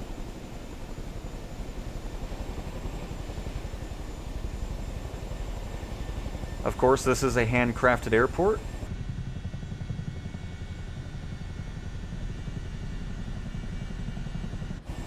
We'll fly over that as we make our way over to Sydney. Tango Whiskey November. ATC services terminated. Good day.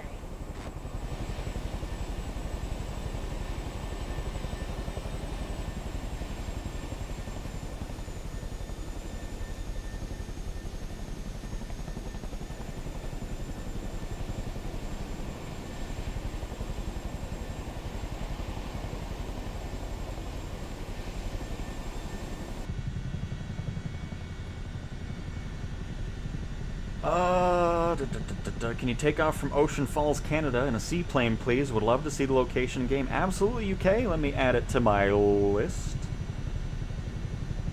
Ocean Falls, Canada.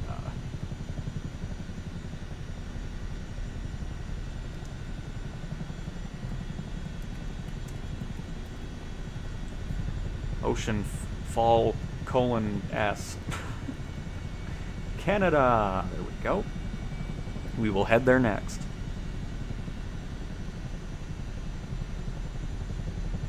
Oh, you're talking about flight plan, Adam. Okay, I gotcha.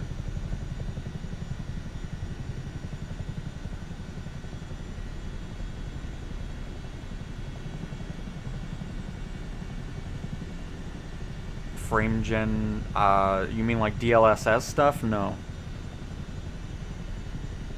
At least on console, of course. On PC, that's the option there.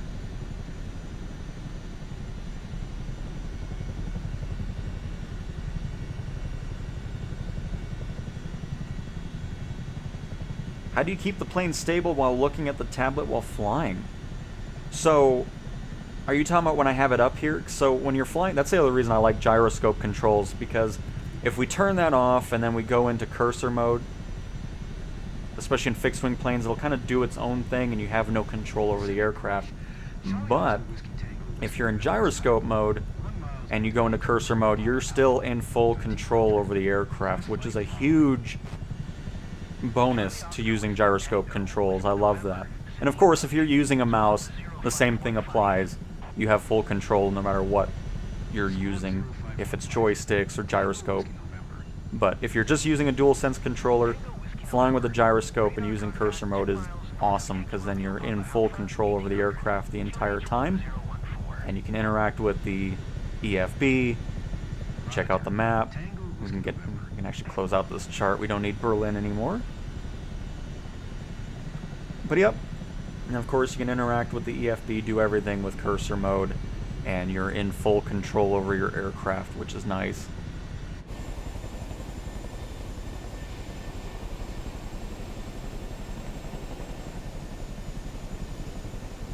Todd, it was removed because I'm hoping we're getting some upgrades to it, because it needs it. I've never been a fan of flight control replay.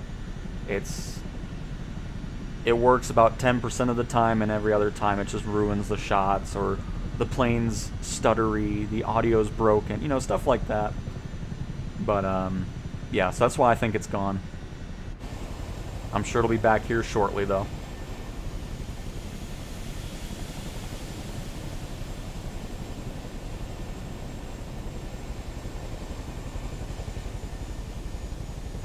Oh no, I know Lost World. I'm answering the question, because I always like to just showcase it in the sim as well. And T-Bone, how about a St. Lucia flight in a chopper? Alright. I don't know what you did, Asobo, but whatever you did with multiplayer, you made it not glitch out anymore, and I love it. I don't know what happened, but this is excellent. Because, I mean, if you look at the last stream we did with multiplayer, I had to turn it off because, you know, I was just trying to show specific things regarding just a tutorial type thing with a plane. And it was stuttery when there were so many people next to you. And now it hasn't done it once, even with people right next to us and airliners, and awesome. That makes me really happy.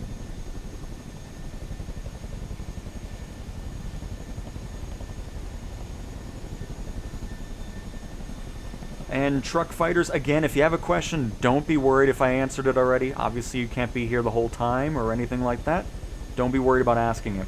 How do you increase and decrease altitude in a helicopter with a controller since you don't have a collective? So I have those 3 assists on that I was mentioning. I think you were here already for that. But if not, I will always showcase it again. Under Settings, Assistances, I have Assisted Cyclic, Tail Rotor, and Collective. Really helps out. And then I'm just using the usual X and circle buttons that you use for anything else. So, like I was showing before, I don't hold the button down, because if you do that, it becomes more of a pain to control. You know, you're just doing it too fast. I'm just tapping X and circle to put up a little bit of power, or if I'm climbing too much, hit circle a couple times, and just try to level it out and have a nice level flight. So right now we're descending too much. I'm gonna tap X, let's see, 4 times, and now I'm at a good spot. I'm level.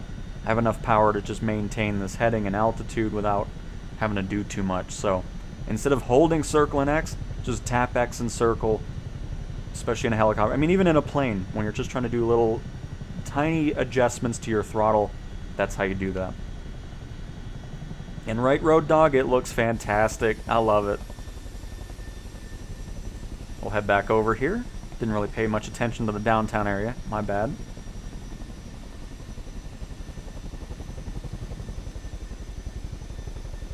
I've played 55 hours since Wednesday night. It happens, Sim. It happens. By the way, I see some new names flying with us with Mad Almighty. There was somebody else, BMX or something. I know I saw that earlier. Oh, there's BMX. Very nice.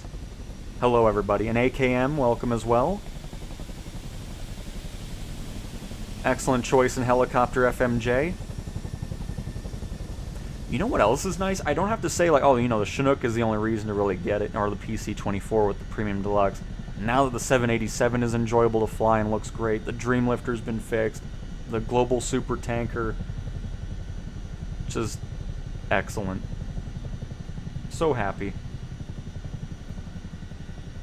Again, Nico, make sure you have under quality or graphics, you need to make sure that you have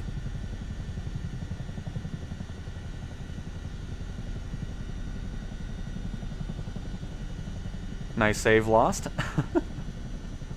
It was looking a little detrimental there. But again, under graphics, make sure you have quality set to medium for quantity, or else you're not going to see them. But again, I can showcase really quick like I did in the video. That way you can see nothing's different.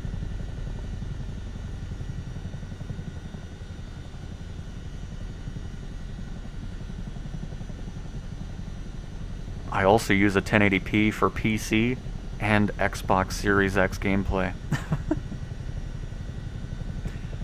Career mode, I'm not doing anything on that with the stream. There's just so many people that want to fly with us. I'm not going to go to career mode in the streams.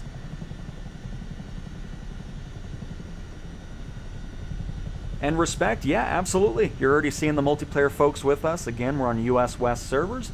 Make sure under flight conditions you're set to all players, and you will see everybody here, and you can join on up. Because again, anytime I'm live, they are group flights. I'm not really in the modes that are solo, you know, landing challenges, career. We're pretty much always in free flight, just kind of having a blast, helping people out.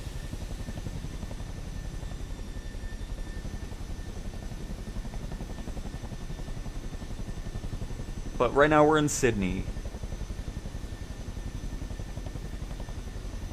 But nice, Road Dog. Is the Chinook difficult to fly? No, absolutely not.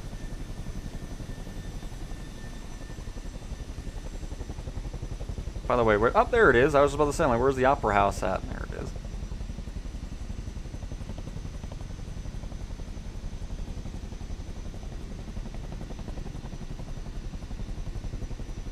And let's head over to the ocean and check out the cliffs over here.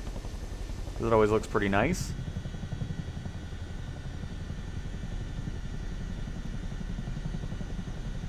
Just started playing 24 on PS5. Any suggestions, sensitivity settings to make landing smoother on controller? Everything from me, I don't change a single thing with sensitivity. Minus my zoom button mapping with triangle right and left on the D-pad. And that's the only thing I've changed with controls. Everything else is stock default settings with button layout and sensitivity for everything.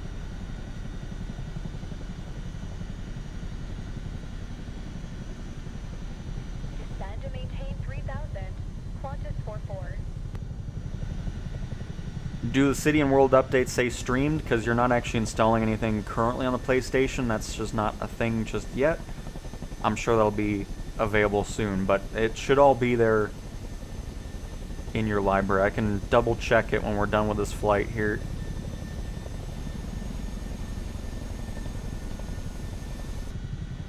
Oh, that looks cool from inside here. Nice.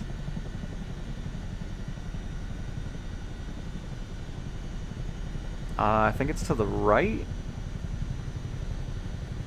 Or is it to the... I think it's to the left, actually.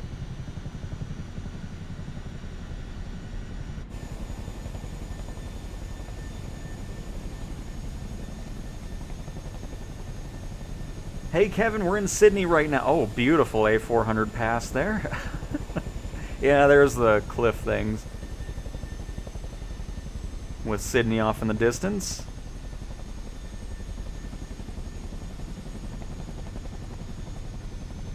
Oh, and Volvo is here. Nice. Hello. Welcome to the flight. Oh my god. Where did the BMX just come from? What was that? Alright.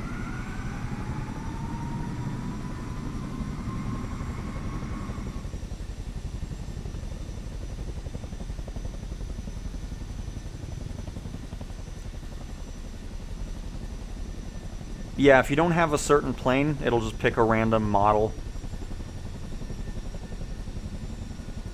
So just like when the marketplace will pop up, if you don't own a third-party aircraft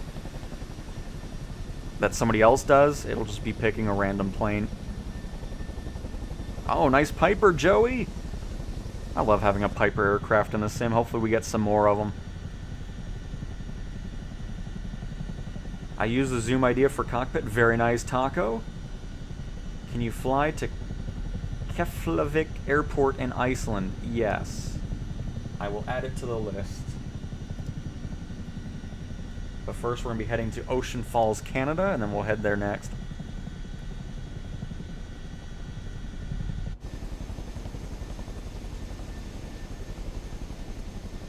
Wife better have plans. The PS5 is all mine tomorrow. Very nice. And can you take off from Pearson International Airport in a Cessna? Alright. I will add it. We'll do it in a Corvallis.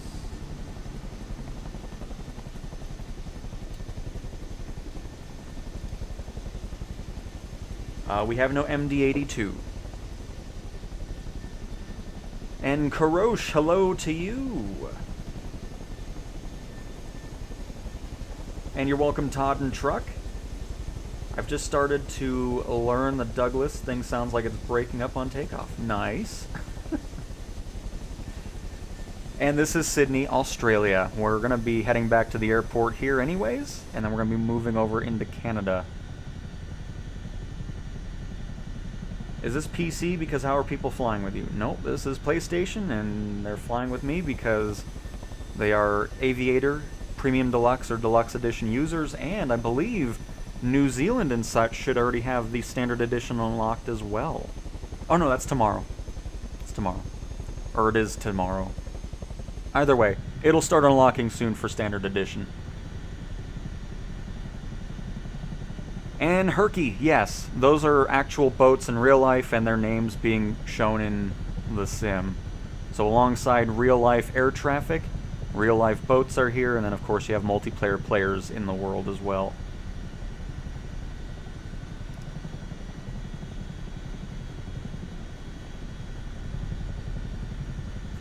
Oh my goodness, and we're spamming. Please refrain from doing such a thing. And yeah, we can go into the Dreamlifter and Super Tanker. We flew the 787 to start this off. So much better now. Really happy with that.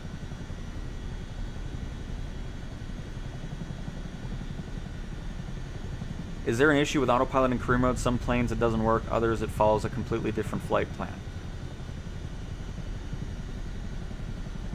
Shouldn't be any issue. Again, I mean, if you're not next to the magenta line in your flight plan and you hit nav mode, it'll just go off of nothing. You want to be close to that. So if you're trying to do nav mode, that's why that's happening. If you're just talking about if it's off-center, sometimes the in-cockpit aviation system, it'll look a little bit off from the blue boxes. But if you're still heading the right direction, you're good there. But yeah, there shouldn't be anything different with autopilot in career.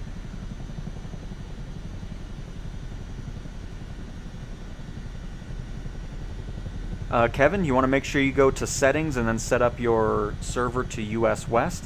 If you're on a different server, you won't be seeing us.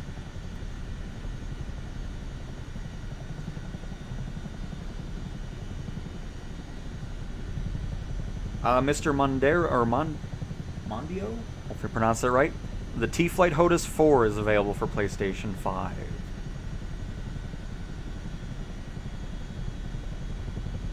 Another day, another Cowtown stream. What a great day. Absolutely, Mighty Martin. Welcome to the stream. And happy to hear it, Crazy. Glad you're enjoying the sim. Oh, who's that? That's somebody else. That's not FMJ. It's Simon in a Chinook. But yeah, it's been awesome seeing you guys, comment on the videos or on the streams and saying how much of a blast you're having with the sim. Really, really happy seeing that. Just bought a PS5 2 weeks ago just for Flight Sim. That's did the same thing. I got this PlayStation Pro just for the sim over here on this platform. How are you finding the control on DualSense? Easy to wrap your head around? Absolutely, Grumpy Sam. Especially with the gyro controls, it is just excellent.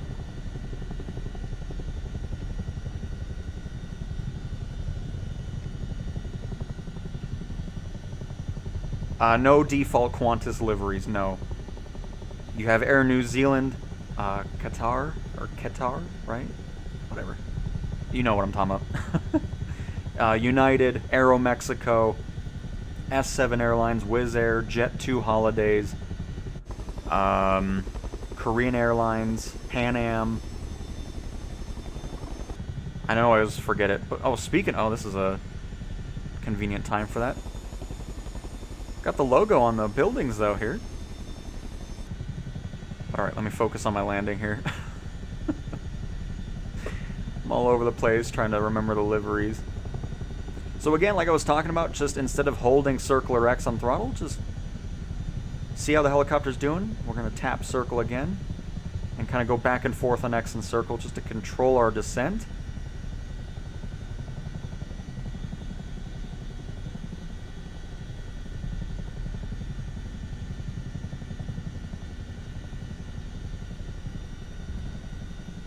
Back wheels are down, and then now we'll hold circle to power on down. And we'll hold R1 and down on the D-pad to do a quick shutdown of the Chinook.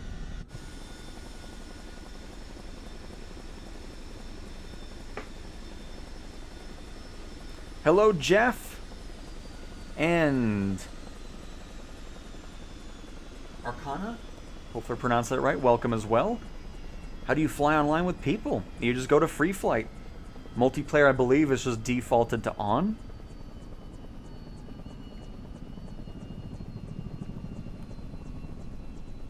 Watch FMJ's landing here. And Rye Guy, hey cow, 20 hours in this quote-unquote game is everything we could have asked for or asked everything we could have asked for. Very impressed without optimizing it, right? I mean, it's been impressive. Little A400 arrival as well. It's just cool seeing everybody flying with me. I mean, very much. I mean, again, the support you've shown everything regarding Flight Sim on this channel, from the just showing up to videos to streams, commenting, showing up in the sim to fly with me, very much appreciate it. And hello, Rose Shadow as well. And Diot is back. Very nice. We're heading to our next location, folks. And BMX in a 747. Welcome. Oh, and he's gone. Oh, hang on, a little flyover by Matt and a twin otter. Lovely. But all right, let's head over to Ocean Falls, Canada. I believe they wanted a water plane, so we'll probably just do that in the Albatross. Look at all those green dots. We keep beating our record of amount of people flying with me. So cool. Alright, I go to Canada like I know where Ocean Falls is. Hang on. Let me... It's in British Columbia, alright. Oh... So specifically, south of this little island. Who's this? Who's Lemonade Man? in a 730. Hey, they fixed. Oh no, it's still 68,000 feet. Never mind. I'm gonna be like, oh, they fixed that, but no, still need to work on it. All right, so we got. I think I'm too far up. No, it's actually right. It should be here. Ocean Falls Seaplane Base.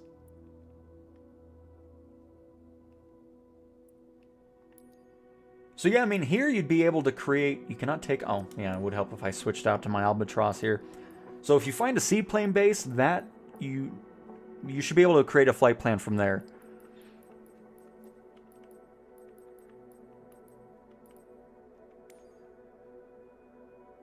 We'll go with the HU...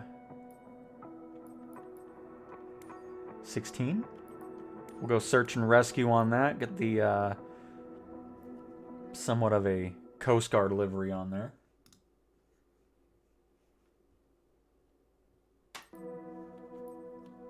Or no, we're in Canada. Let's go for the Royal Canadian Air Force livery. Perfect. Got to stay on theme here.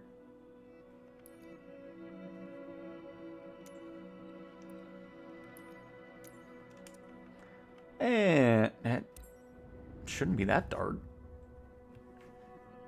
Might just be cloudy. Started my career, got my private pilot license, and had my first mission above the Netherlands. So great, I wish all new aviators a blast tomorrow. Couldn't have said it better myself, being glad you're enjoying it as well. And Leland, if you have time, I'd like to see what a fighter jet low-level flying in Monument Valley. Alright, I like it. Monument Valley in a fighter.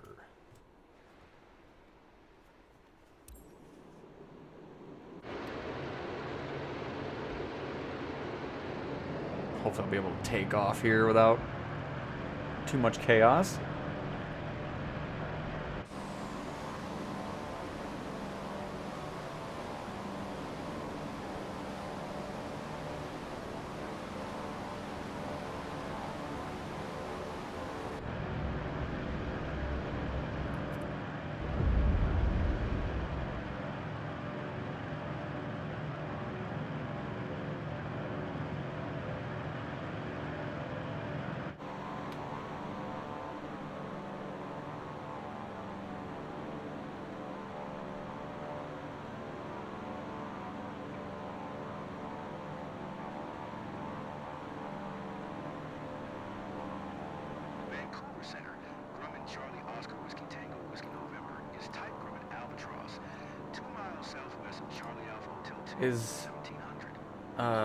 I'll try to do that.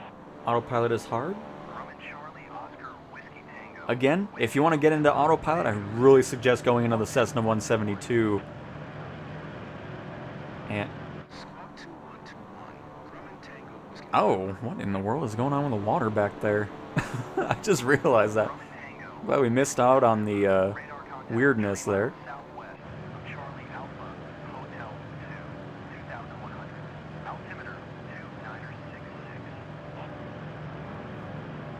I mean, yeah, again, what you're playing with career mode is what we've kind of had for the past year, but now that all the performance and optimization stuff has been pretty much rectified, at least I feel like it. Sim Update 3 improved a ton, Sim Update 4 even more.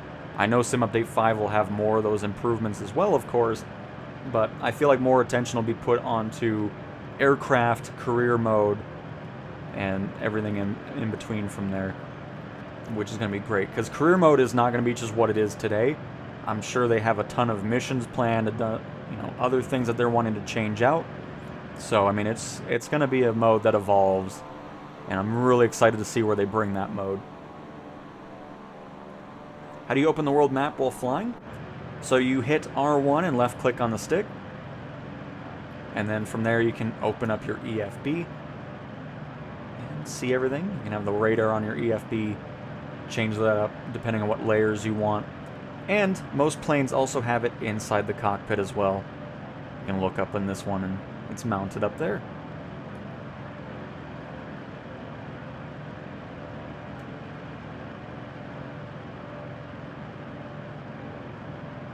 Don't worry about upgrading to the H225. That one is just... It's... Yeah, you're not missing out on anything. I can just tell you that right now. Hype Performance Group still has not put out a single update to that helicopter, and it's been a broken mess since launch. So you're, again, not missing out on anything.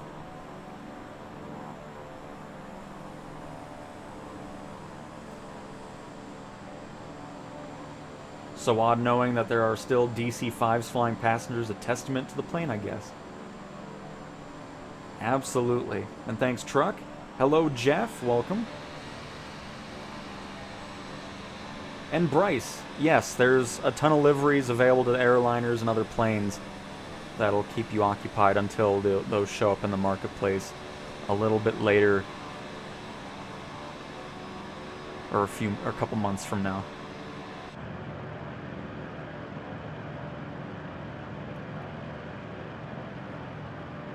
You do a shot for 45K? I actually don't drink, so I had a nice glass of water, but I mean, that was crazy too, seeing that 45,000 subscriber number happen. It's been climbing pretty rapidly with the PlayStation content. So again, like I said, I appreciate everybody's support. I'm glad you enjoy the way I do the content here, and hopefully you'll continue to enjoy it for the foreseeable future, which is going to be a long future, I hope.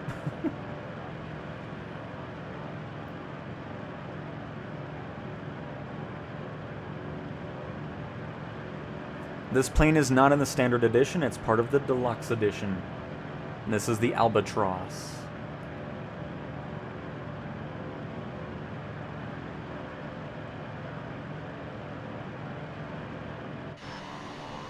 But right now we're in Ocean Falls, Canada. And we're on US West servers.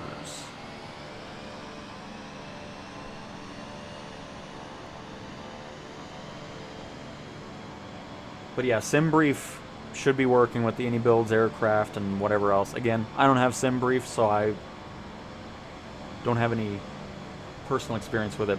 And Steven, the install size is 37 gigabytes.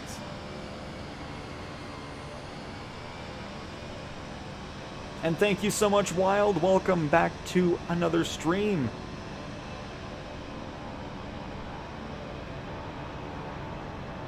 Sorry, I got a little distracted. Another Albatross with us. Very nice. But yeah, again, thank you everybody. Again, to those of you who have just been in the streams, not even commenting, I appreciate you being here, just chatting up. Those of you that have done the super chats, the memberships, and just watching the content, joining us in the sim. It's been a blast, it really has. And you're welcome, Bryce. If I'm a beginner, should I get the standard or premium deluxe or aviator? I mean, again, the thing I recommend is just if there's planes you're really interested in those other editions, then go for it, you know? But if not, standard's a great way to go. You get a ton of content with it. I mean, 70 plus aircraft, you'll be busy for a while. For 500K, you should do around the world in a Cessna 172. Oh boy, that's a long time away. Absolutely, thank you for the amazing times. Absolutely, Savvy. Always happy to see you in chat. I was looking at the weather tomorrow in my area. Going to be negative 5 degrees Celsius, sunny, perfect day for flying with live weather. Nice. And yep, Smithy, you can just go into free flight and you will already be seeing other multiplayer players. Hello, Davey. Welcome.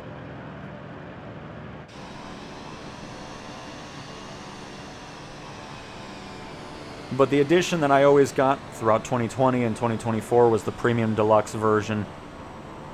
And now I can recommend it even more so now that majority of those planes have been fixed finally.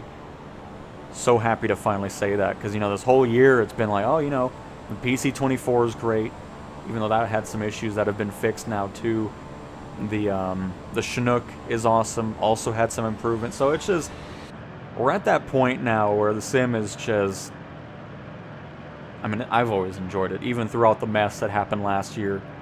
But now it's just, it's where it needs to be. And now we can just get new content, new improvements, and see where it goes.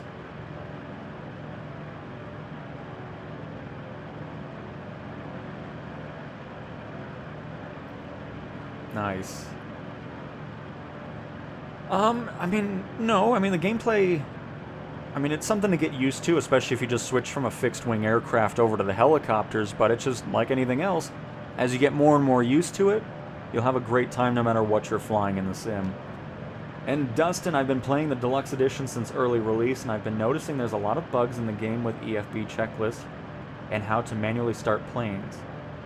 Have you had this problem? Regarding just cold and dark starts in general, I mean, there's some situations where, like, if you're clicking things on the EFB, it can get a little finicky where you have to be in a certain spot, so just navigating sometimes can be a bit of an issue. I haven't noticed it recently, though.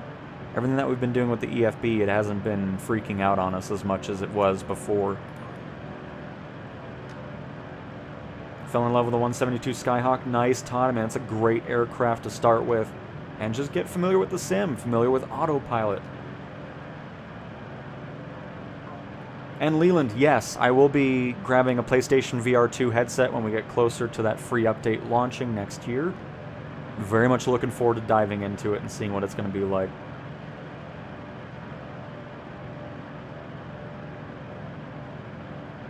Thanks for staying on flights for a while so we can soak it in instead of switching screens constantly. Yeah, absolutely. Especially since everybody's flying with us now. It makes it really enjoyable to fly around these areas, enjoy the views, and have everybody flying around with us. I want to fly through this rain here and then we'll land on the water.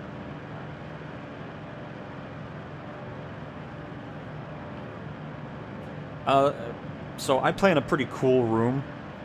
Plus the PlayStation is really ventilated, the Pro. But, I mean, it's warm, but it's not, like, overly hot or something I'm concerned about. And you don't hear it blasting the fan. You don't even know it's on, really. It's been really well optimized and performing great.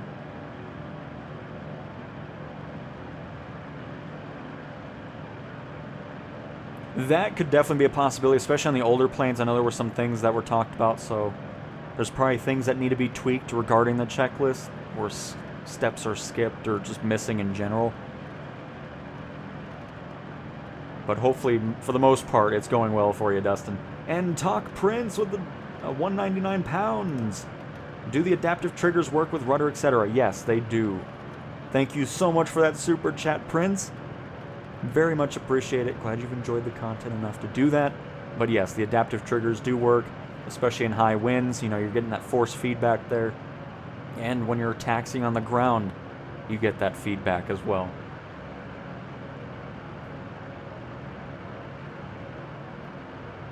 And I get that, Prince. My goodness, okay. I mean, you can have the $1.99 pound back. It's fine.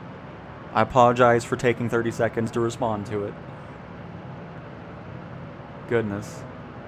Again, you don't have to do that to have a question answered anyways. But Pragmatic Films, it releases tomorrow. I'm excited. I'm glad you're excited. You're going to have an excellent time with the sim. And goodbye, Bigger B. Thanks for stopping on by.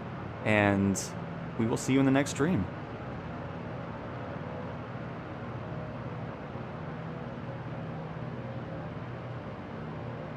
I tried the hills, not easy at all.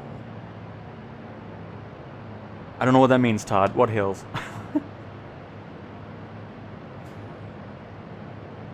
And yep, you can choose wherever to start in the full digital twin of Earth. The whole world is here in a one-to-one recreation. You can go into free flight and spawn wherever you want.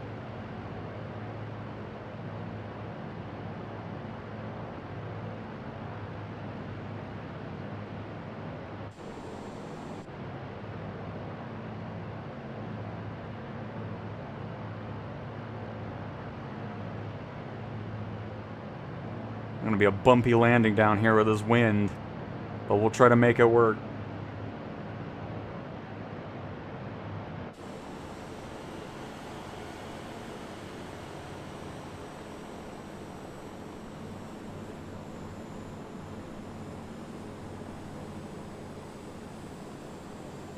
This is a really nice livery though, with the Royal Canadian Air Force on here. Looks nice.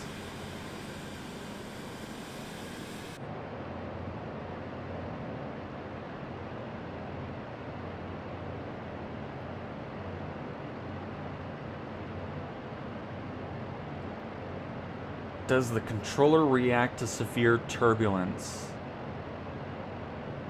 Like vibrations and stuff? I mean, no, it's not like going that crazy, which I'm okay with. I don't want to deal with that. But if you're flying through really heavy winds or turbulence, yeah, you're going to be fighting the controls because, you know, the wind's trying to knock you over, push you to the side, and all that.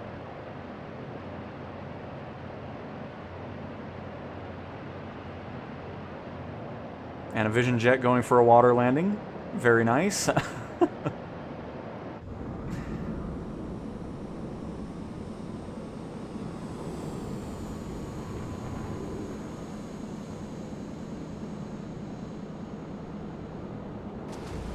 But when you make contact with the water or the ground, you get the rumbles in the controller.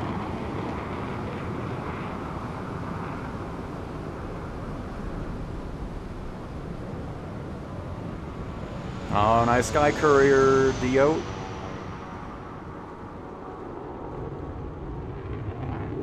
Oh, that fighter sounded nice. Is that FMJ? Who is that? Or is it BMX? Oh, it might be the XB1. I really wish I could hear the audio on my own, but I only hear it in multiplayer. But it sounds awesome. Oh, there's FMJ. I knew you were in an F-18. Nice. And you got the Hercules over there. Really short draw distance on the props, apparently. And we'll watch this flyby of C-17, which looks so much better in multiplayer now. Look at that thing. Nice. I'm so glad they fixed that, too. So many great improvements to the aircraft that we're having a lot of issues with just LOD and art issues, especially in multiplayer. But now the C-17 looks perfect, no matter what distance it's at. Awesome. Nice flying, everybody. Oh, hang on. We got somebody else flying by.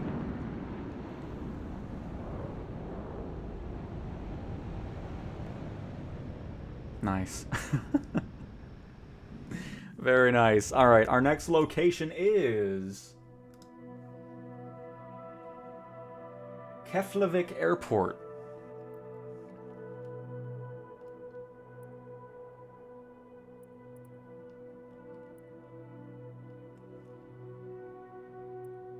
Not a handcrafted airport and not photogrammic, so it's going to be generic buildings, but we'll still fly around here. No biggie. And we'll eventually get to the Dreamlifter and stuff, too.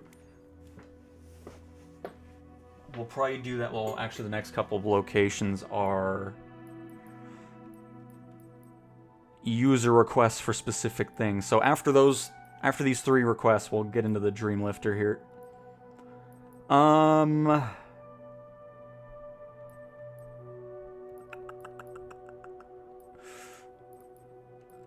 kind of in the mood for my Corvallis again.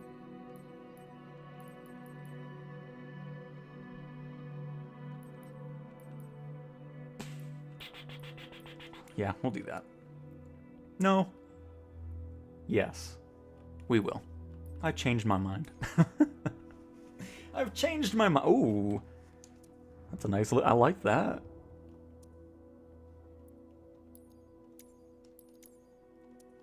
And we're going to make it as much daylight as we can. I'm sure there's not too much going on currently up there.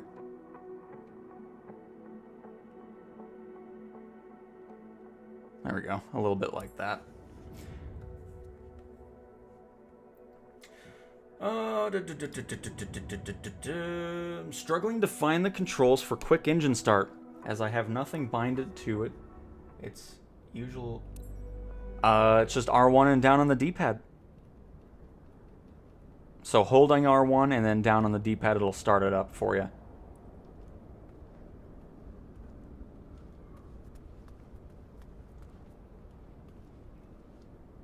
Nice and windy all over the world today, huh?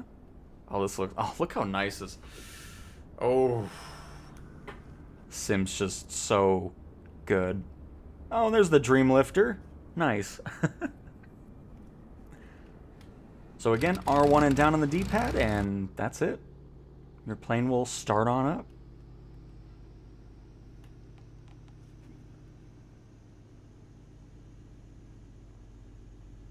Oh, I got you, Todd. You mean Halo. Gotcha.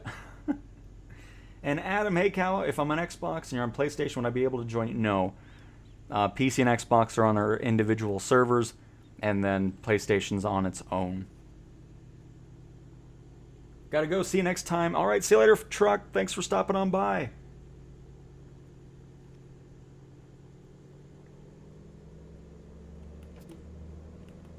Actually, yeah, I'll turn it off for now. We don't need it on. I'll turn it back on once we are ready to take off. Deflate the ground. Charlie Oscar Whiskey Tango Whiskey November. Request taxi for departing straight out with uniform. Charlie Oscar Whiskey Tango Whiskey November. Taxi to and hold short of runway 1 via taxiway November 1 cross runway 28 Echo Tree Echo 2 Echo 1. Contact tower on 126 decimal. The install size of the sim is 37 gigabytes.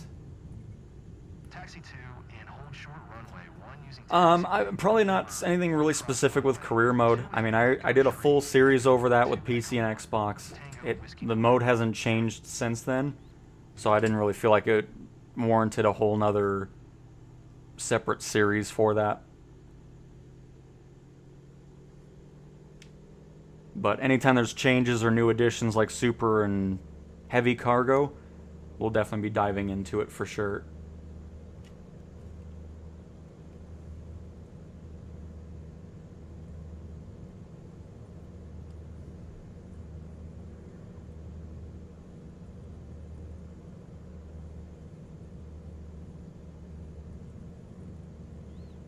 Well, you must have changed some buttons then, because it's not going to just disappear. It's, again, just R1 and down on the D-pad, and that's that. I mean, there's nothing else to really show. Oh, shoot. I was just trying to adjust here. That is a strong crosswind. That is almost 30... Oh, no, 20 miles an hour wind. Whew. Anyways.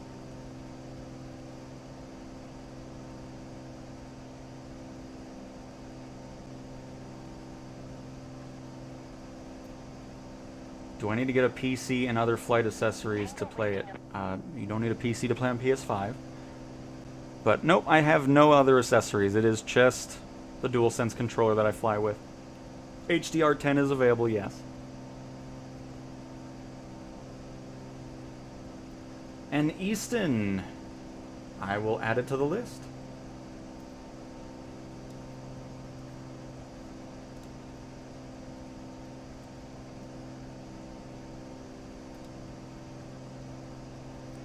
I do not use SimRate. Nope. Even when I'm doing it alone, I get a flight going and then I just leave and let the thing do its thing, and then when I come back later, I get ready to land the plane.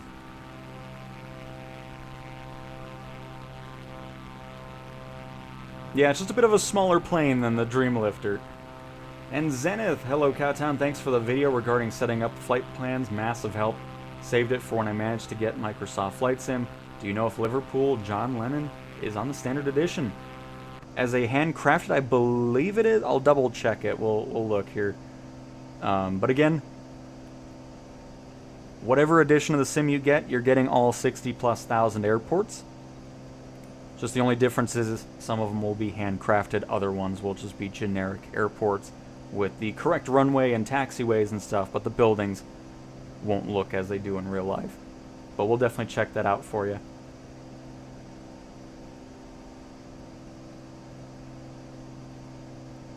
Why don't you try to plan a mission with the subscribers like a real one, with a briefing, objectives like waypoints and formation flight? Because I'd rather just dive in and have fun flying instead of having to coordinate everything, and it's like, okay, go to this and look at... I mean, it's just... I don't feel like doing that. I just like going into the sim, letting people fly whatever they want to fly, have fun, and go from that.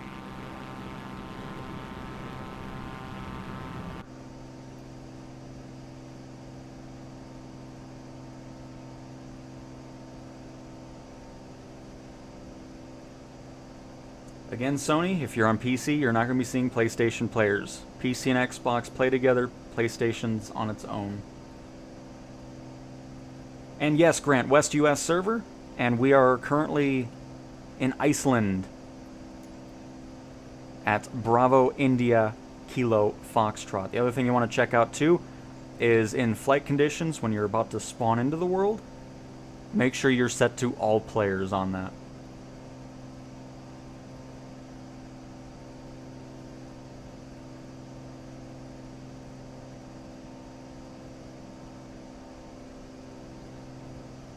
It's just a targeted week release here, so between tomorrow, Monday, into Friday. There's not a specific date. It would be nice if it released tomorrow, but there's no guarantee specifically for Monday. We'll see. And 1, 2, 3, 4, 5. How many gigabytes? 37 gigabytes. And Sir Huston, I think. Hopefully I pronounced it right. If not, I apologize. Just saw one of your videos and subbed this morning. Was going to play the beta today and realized it's over. Now watching your stream on the TV instead. Well, happy to have you here. Welcome. And not much longer to go. Standard Edition releases at 8 a.m. your time.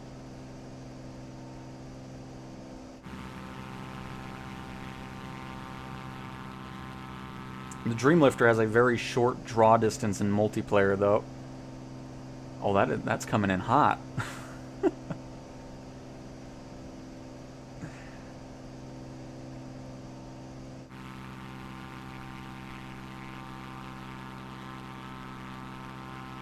And nice, crazy, very nice.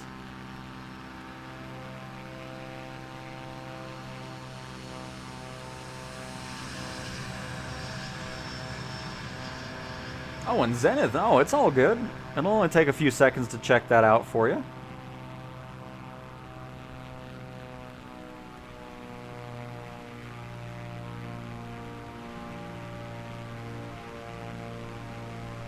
But yeah, I mean, regarding crossplay, maybe it's something that'll happen down the road or whatnot. We'll see. All I know is it's a blast, and there's a Dreamlifter doing a barrel roll? It is doing a barrel. I thought that's what I was looking at, because it looked upside down. Uh-oh. Yep, that's not recoverable. Or... oh, look at FMJ showing off his Dreamlifter skills. From this angle, it didn't look like it was going to be making it out of that loop there.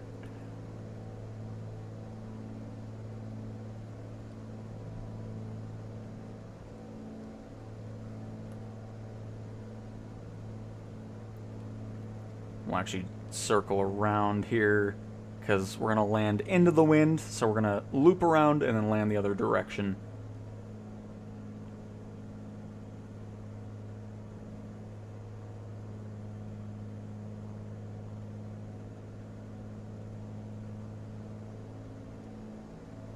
I'm good. Real good. Can't wait for tomorrow's release. I'd like to fly with you. That'd be cool. Absolutely. Anytime we're live, people can just hop on in, fly whatever you want, and we'll just kind of explore some random areas. And there goes the King Air. Oh, and their person is outside of their aircraft. That looked funny. What is that? What's chasing us here? Oh, it's the C-17. Okay. Another new flyer here. Very nice. Ludo, welcome.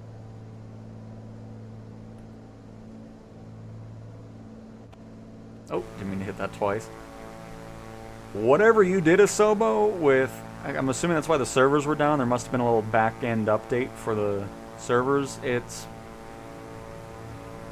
running like I'm not in multiplayer, and that's awesome to see. What a night and day difference from the last stream. Because once we were up to like 4 to 5 people, all of a sudden it was just becoming quite stuttery. And that is not happening anymore.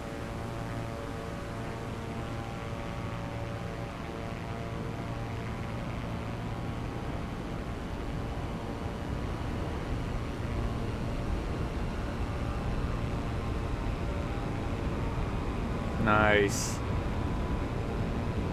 So happy to see that model's been improved in multi... I mean, just look how nice it looks now. That's sweet. All I know is Sim Update 4 is my favorite Sim update to date.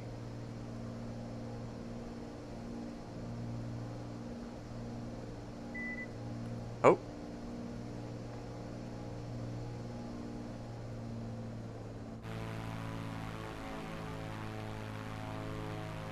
And Magic Grant, that seems like a new name as well. Welcome. You're the one in the King Air. Nice. By the way, I know I don't have any lights on.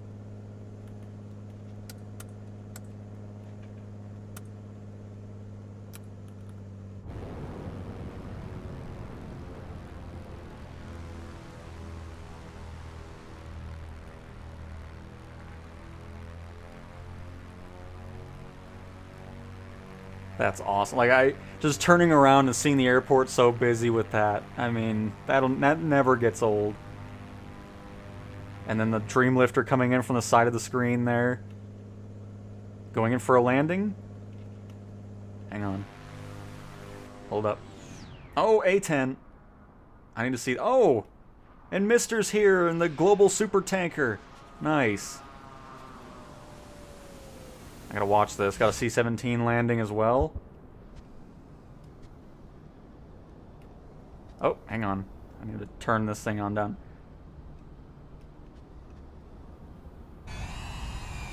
Oh, very nice landing there. Oh, FMJ's a little short, but that's okay. Oh, no. Never mind. Looked like he was on the ground there for a second. Beautiful. The King Air. I heard the King Air go into a reverse there.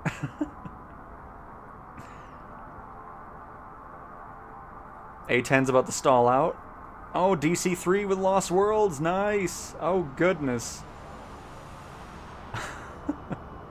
DC-3 looks awesome. Look at the Z-17.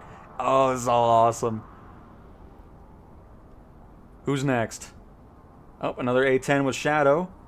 Oh, no. It's actually showing a T-30. It might be in a T-38. Well, they're showing up as an A-10, so... And a Vision Jet's upside down.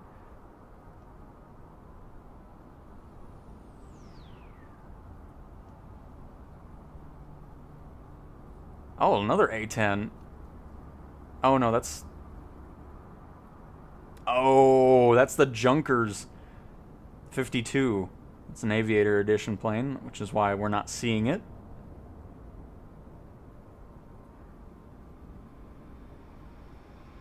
Very beautiful, beautiful, beautiful.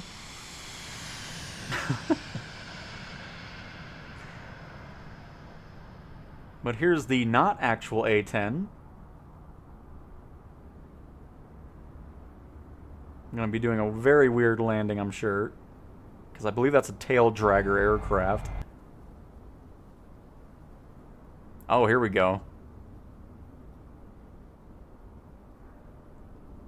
A little wobbly for the super tanker so far. Just a little bit turbulent.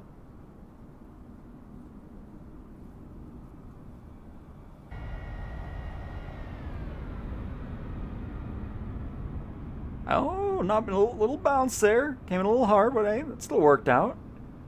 Very nice. Anybody else landing? Is the Sky Courier coming over here? If not, we'll get our landing in here. All right.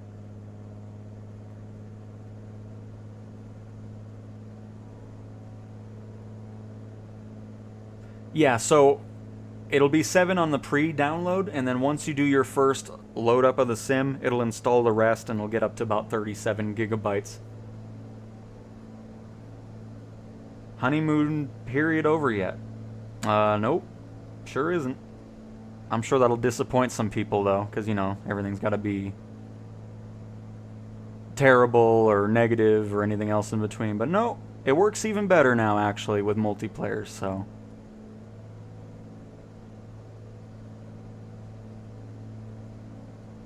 Again, I'm sure that'll disappoint some folks. It's like, oh, I can't complain about it.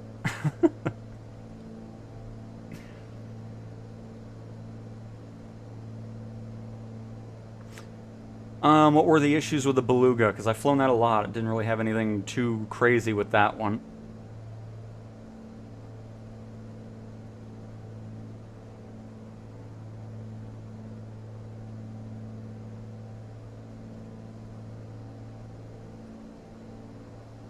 That looks awesome. C-17 over there, the Dreamlifter on the right. That's sweet.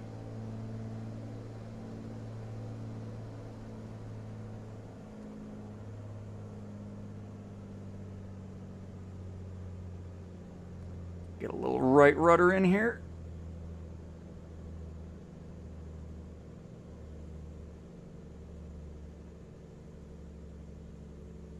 We'll get down eventually here. Oh, we really dropped there. That was a nice gust to... It's like, here, you want to be on the runway? Here you go.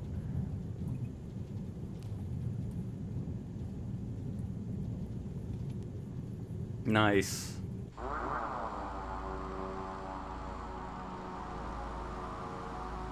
Well, there we go.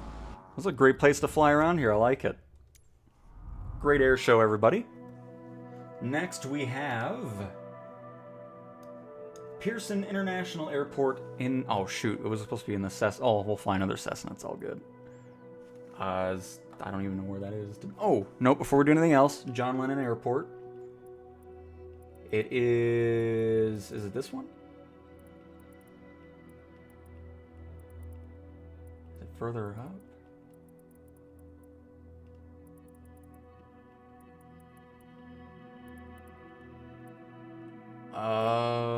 Isn't it around here? I thought it went here. Hang on.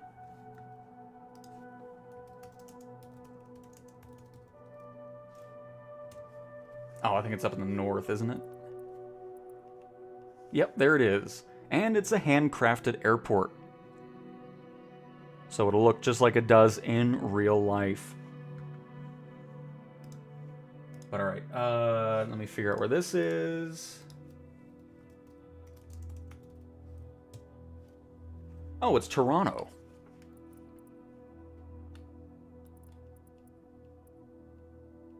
Which is not handcrafted.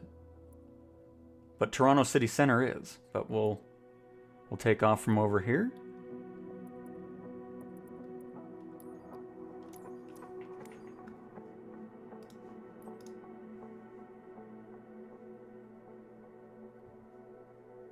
SimBrief does work with PlayStation 5, yes.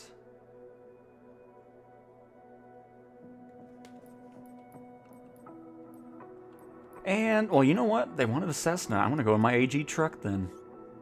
Love this thing.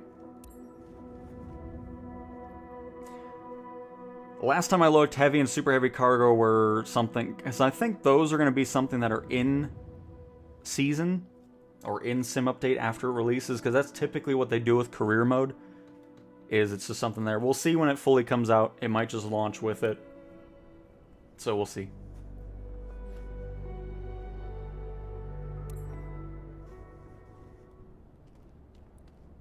And awesome to hear you're having a great time on the PlayStation, the base PlayStation as well with the sim. That's awesome, Todd.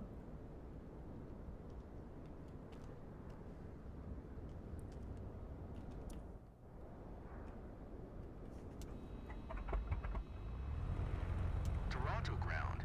Cessna Charlie Oscar Whiskey Tango Whiskey November with India. Request taxi to the active. Straight out departure. You're welcome, Zenith. Cessna Charlie Oscar Whiskey Tango Whiskey November. Taxi to and hold short of runway Tree. Right by a taxiway. Juliet Delta, Juliet Echo, Juliet Cross Runway. 15. Right Juliet Papa Cross Runway 23 Hotel Tree Echo Delta. Contact tower on 118.35 when ready. Taxi. Hold short runway Tree. Right using taxiway Juliet Delta, Juliet. But that whole, like, mindset to me is always weird to me. It's just like people are actively like, oh, I hope it's going to be a terrible experience, because then I can go out there and be like, oh, see, we knew it was going to be like this. It shouldn't have happened. And it's just, that's why I always love when the experience is the complete opposite of what those people want, where they're just like, oh, is it terrible now or whatever. It's like, no, as a matter of fact, it's actually gotten better. You know, it's just, it's fantastic saying that. It's like, no, you know what? As a matter of fact, the experience is fantastic. Love it.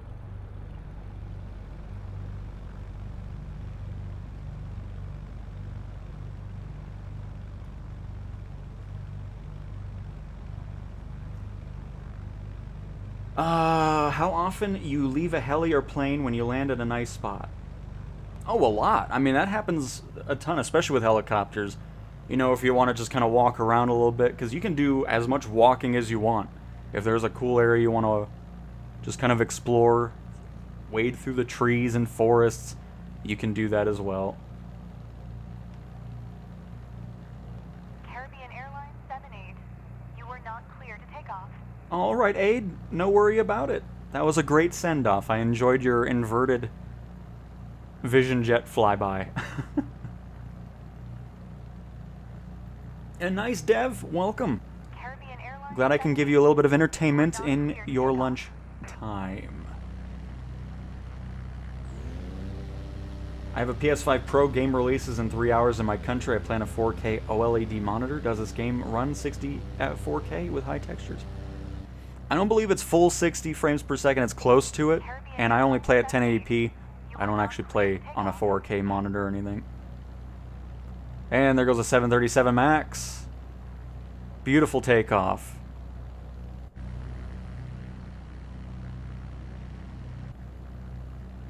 Let's go ahead and get up. Oh, I see the Jetson. That is such a weird one to fly. Oh, and A400? Or is it the C-17? It is the C-17, okay. I'm all... Oh man, that's a lot of wind here. We picked the wrong runway to take off from, folks. Give me some lift. Oh, look at that crosswind. Oh my. I know we're stalling. It's fine. We're good. We're getting there. So I'm gonna freak out a little bit. Oh. This is not the conditions you want to fly an AG truck in. It's... Oh, no. Oh, no. Alright, hang on. We're going to go ahead and redo that real quick. Let's take off from the right runway, which is going to be this one. This is why, folks, you want to pay attention to the weather, or else it will not be a great takeoff. Let's try that again. Unbelievable. Oh, still in slew mode. Hello? Are we good? Okay, now we're good. Alright, take two, everybody. Oh, you got 4K FMJ? Nice.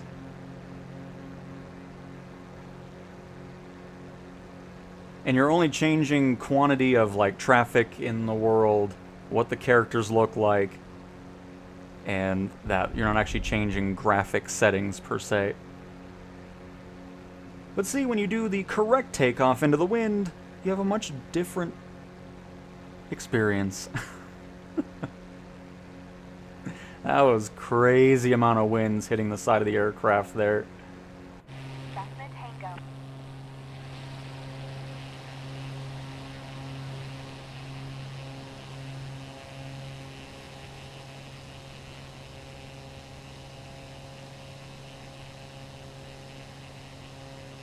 That is with slew mode.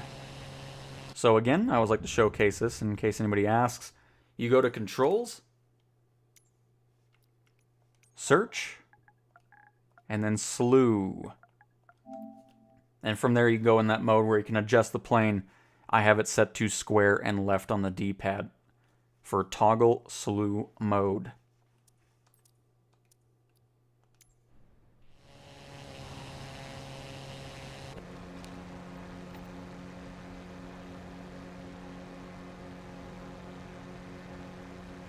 And Remy, very nice, right almost there for you. So if you get the standard edition, you get the H-125, the H-135, and the Cabri G2 helicopter. I feel like I'm missing one, but maybe not. And then, of course, Premium Deluxe gives you the Chinook as well, which is an awesome helicopter. They did a really good job with it.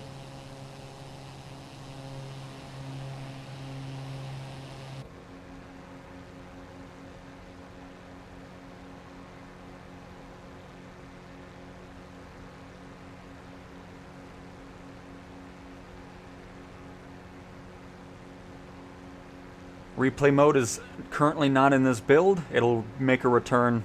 I'm assuming it's just gone to make some improvements to it, and much needed improvements to flight control replay. So currently not available on PlayStation, but it'll come back.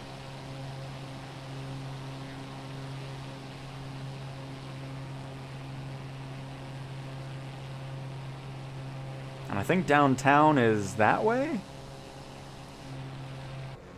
Let me double check here. We got a lot of icing going on. I need to make sure we turn that on. Oh, nope, it's to our left.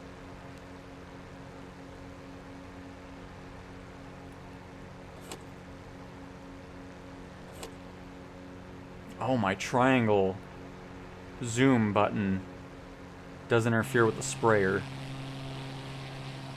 That's okay. That's a very rare instance of that needing to be a thing. Hopper lights. These are all my lights. I don't even know if this has a de-icer, so we'll just kind of live with it for now.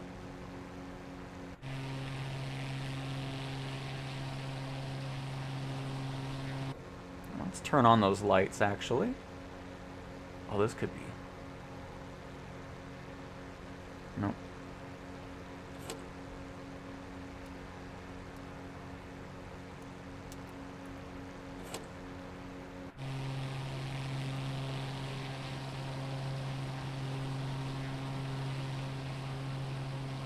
What's in the Aviator Edition? I mean, it's a ton of planes from 2020. Most of, I mean, all of them aren't. They're compatible with 24, but there's no walk around. There's no career support. There's no EFB. So, I mean, the only reason to really get that one is if there's a lot of planes that you're interested in flying from it. But if not, Premium Deluxe is a great way to go.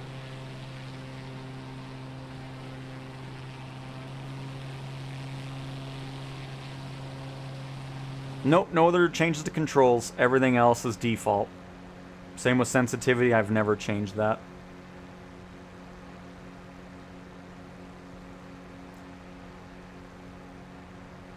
Kinda wish this had some anti-ice features, but... Hopefully it doesn't ice up too much. We're getting away from the clouds here.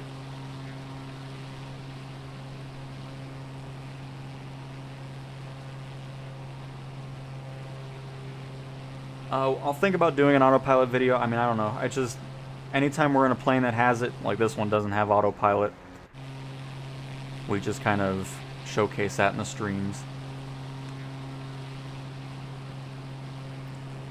I typically buy Premium Deluxe editions up until the PlayStation release, which was gifted to me by Xbox.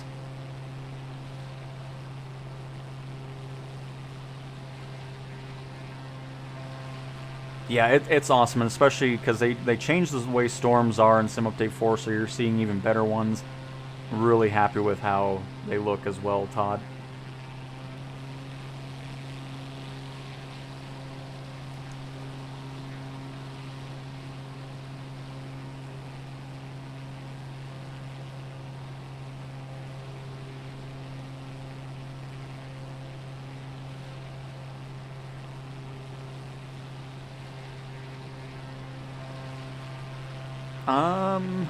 I can look when we're on the ground again, but I don't remember it being too twitchy, but we'll see.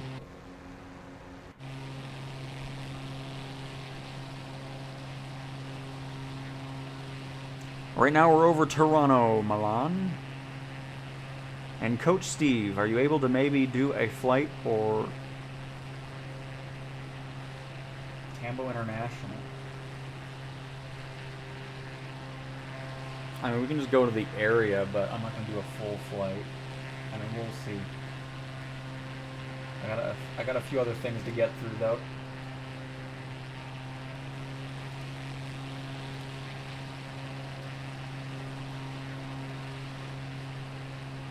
Ah, nice citation, CJ4.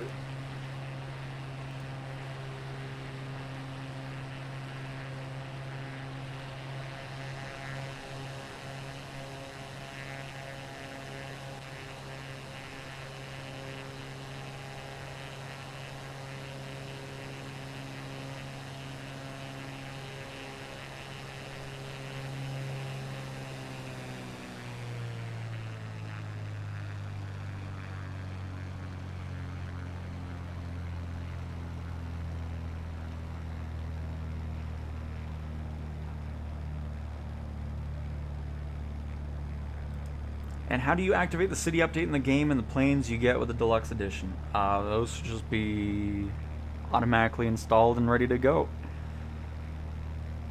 I mean, minus the city and world updates, of course. There's a few you need to go to the marketplace to get. But yeah, deluxe and plane-wise, should be all ready when you launch the sim. What's my favorite plane?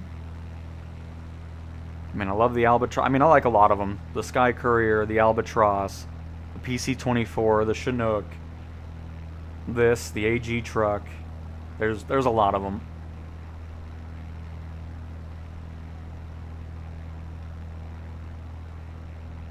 Yes, this Toronto airport that we're landing in that's handcrafted is part of any edition. Yep.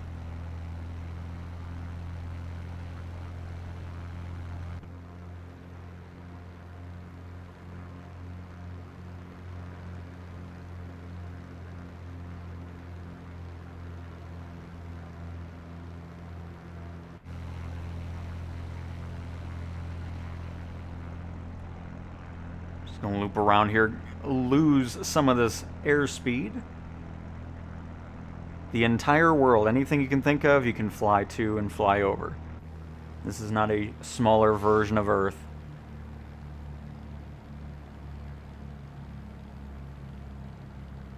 We can do Queenstown again, but we were just there in the last stream.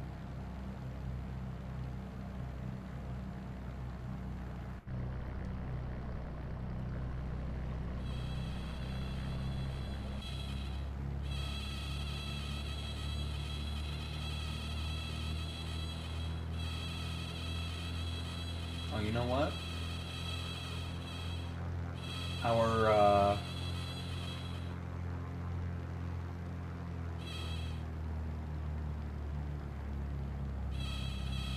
Yeah, our airspeed's frozen as well. So that's good.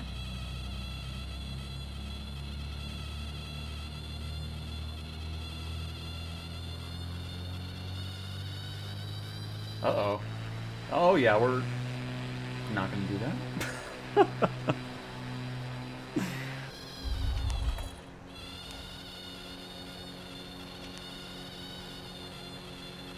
I think we're getting too much ice buildup on our plane here.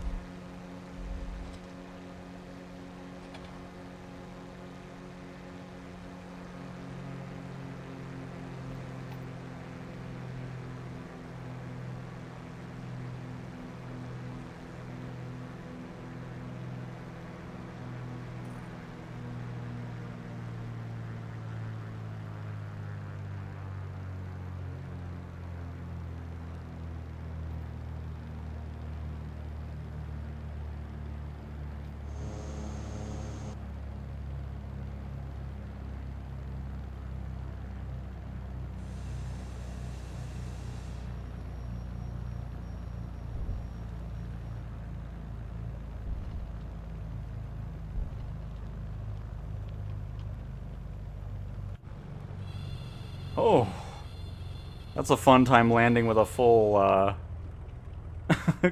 cockpit covered in ice. Goodness. All right, there's a little Toronto for you.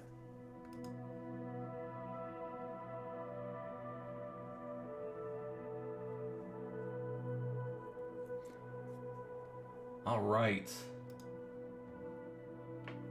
Monument Valley and a fighter jet.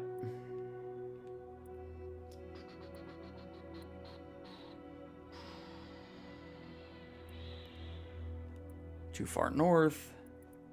Moab. And where are my POIs here?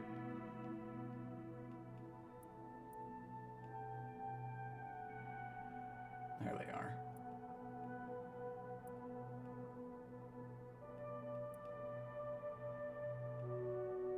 I'll just take off from here, which is Kilo Charlie November Yankee. Again, liveries are Aeromexico, Air New Zealand, United, Sun Express, Jet2, Korean Airlines, Pan Am, S7 Airlines, and all that. There's plenty of them available in the default sim. I'm not going to go through all the menus though. It's like, let's go fly.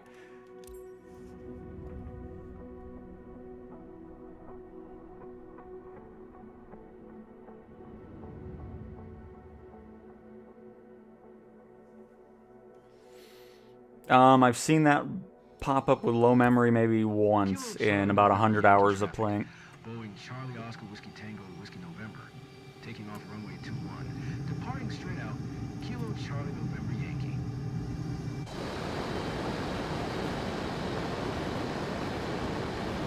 Oh my goodness, I don't have, okay, hang on, we're good.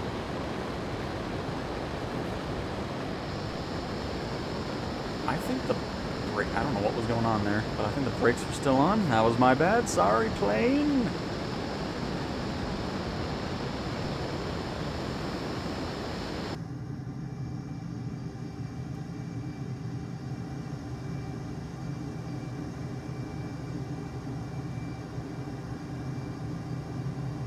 Alright, see you later, Lost Worlds. Thanks for flying with us. Enjoy the rest of your day.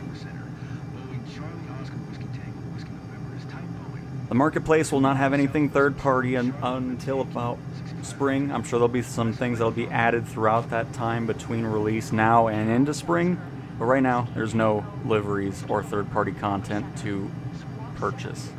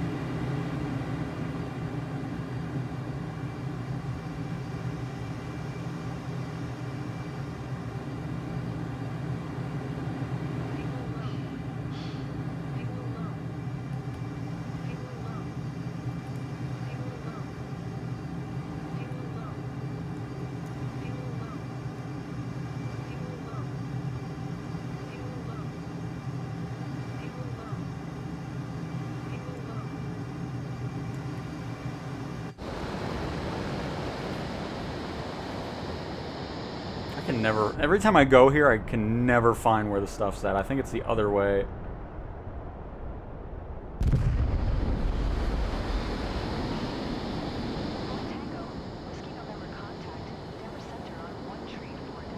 I really need to turn off ATC right now.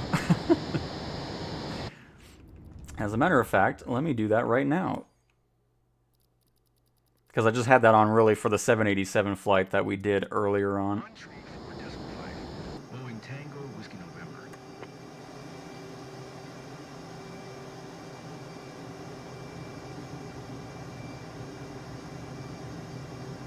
Go to flightsimulator.com and then type in the pre-order page. There's a whole image of all the different planes that you get through the different editions of the sim.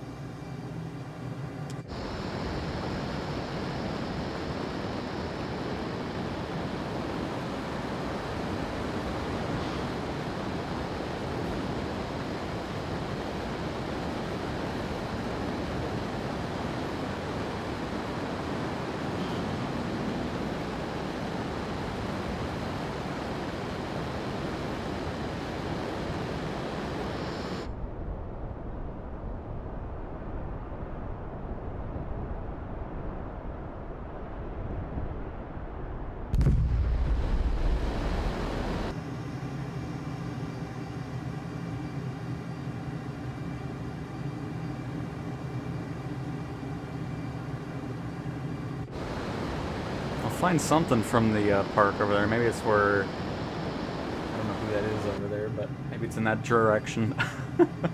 Because every time I come over here, I find one thing, and I'm just like, oh, okay. Don't know where the rest of it is.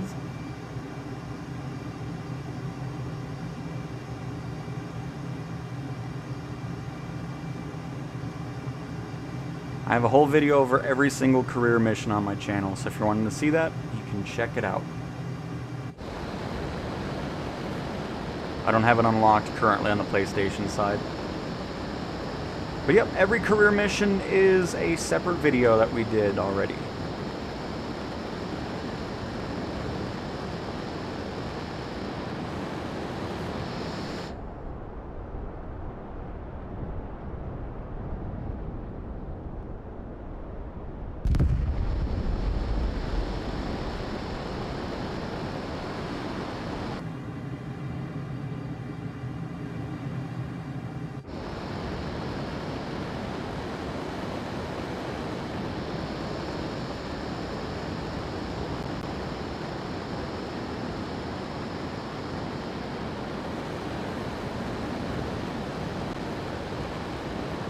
As a matter of fact, I have a whole playlist of career, so...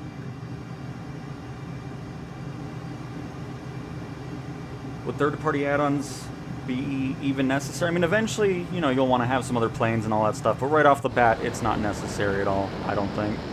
It's such a great selection of aircraft, no matter what edition you're getting, that it'll keep you entertained for these couple months waiting for the majority of third-party stuff to arrive.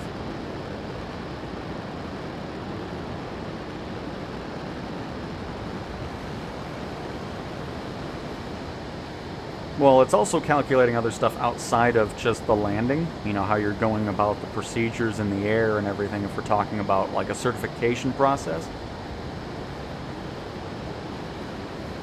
And nice, Wild. Almost there.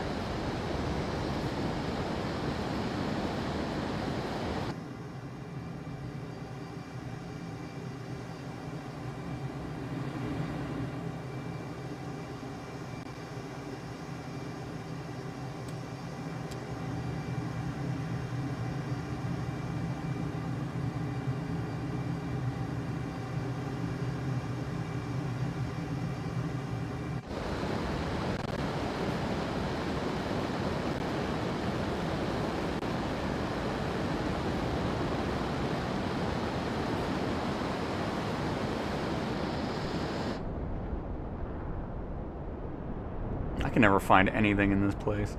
I don't see anything for Monument Valley. What is this? Why do I always have such a difficult time finding anything here?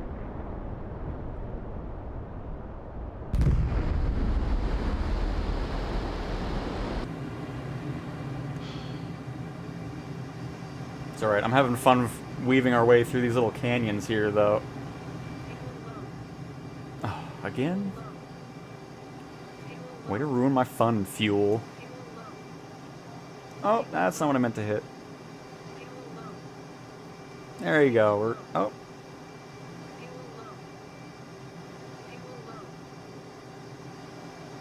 No more fuel low.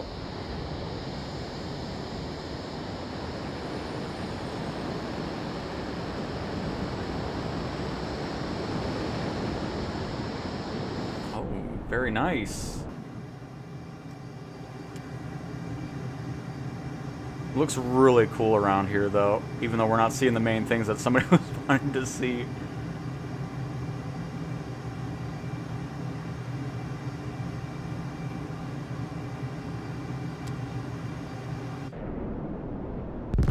For the fighters, I don't use gyroscope. I mean, it's just, I stick with the stick just for the fast movements.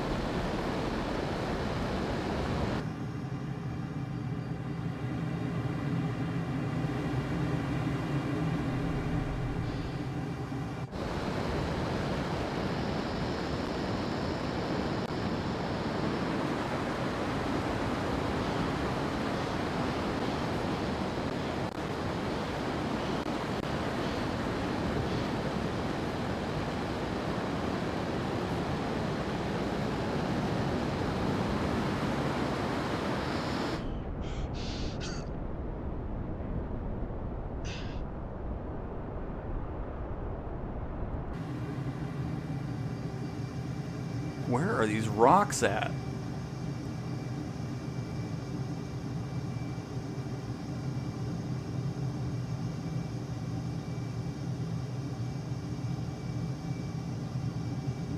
Probably like 20,000 miles away from it now.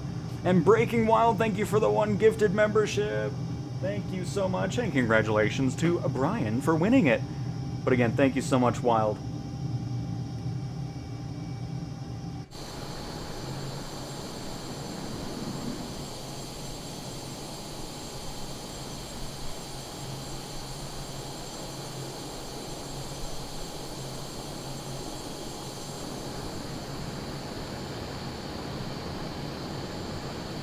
That looks awesome.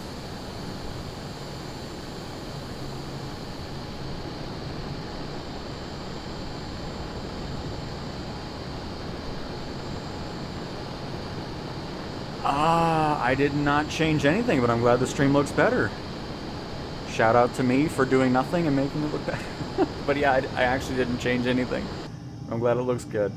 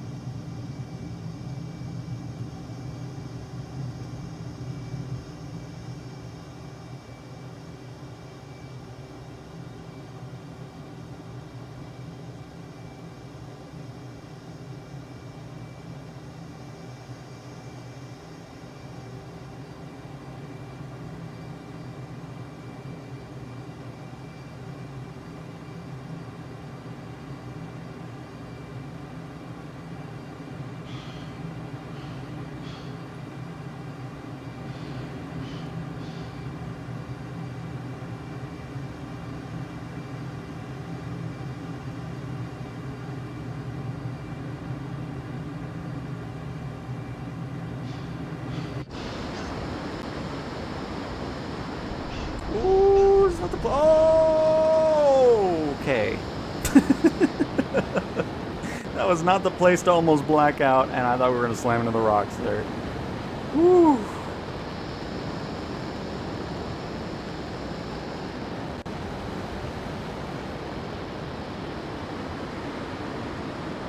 Oh, we're done. It's over. And we're pausing. Hang on. I want to showcase the Monument Valley that they were looking for here. I don't even know where I went. Alright. Oh, we're so far away from Monument Valley.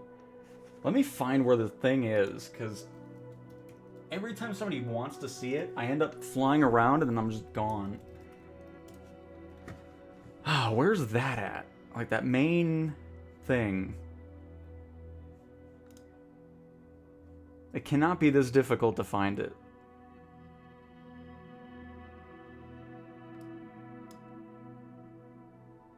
Holy crap, it's way down here. It's past this. There it... Oh my goodness. Oh look, it's Monument Valley. Oh, and there's an airport. Oh my goodness gracious. Alright folks, if you move with me, we'll actually go to the right place. I always thought it was next to Moab. It's not even... No wonder I never found it, because I was never going to the right place. Oh, crap, man.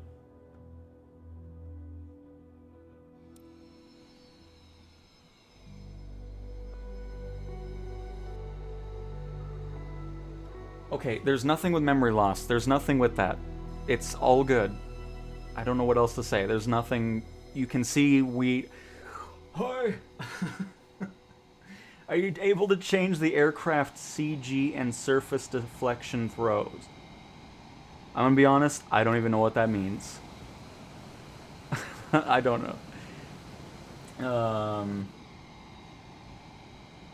How would I grade the sim on PS5? A 10.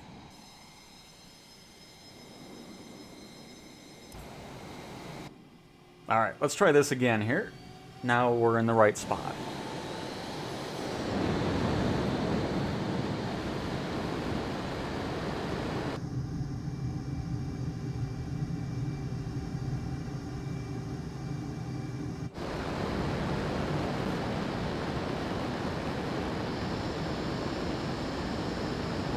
get up there.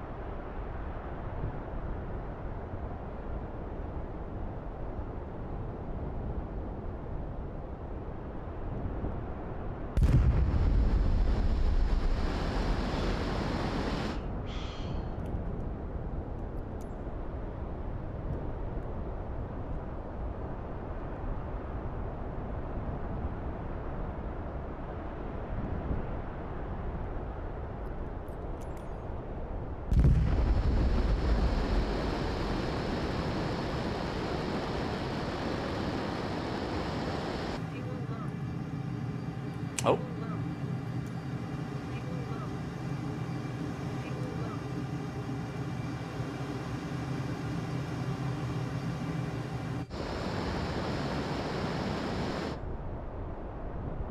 And I get the nice red hue on the rocks here.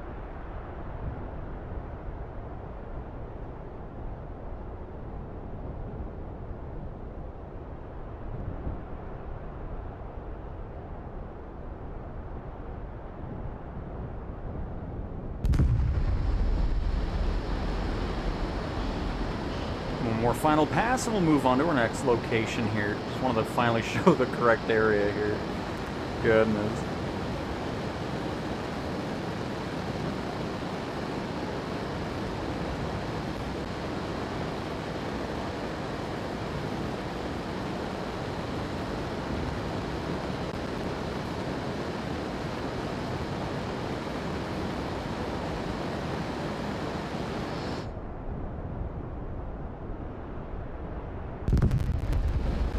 Ooh, audio got really staticky there on that sonic boom.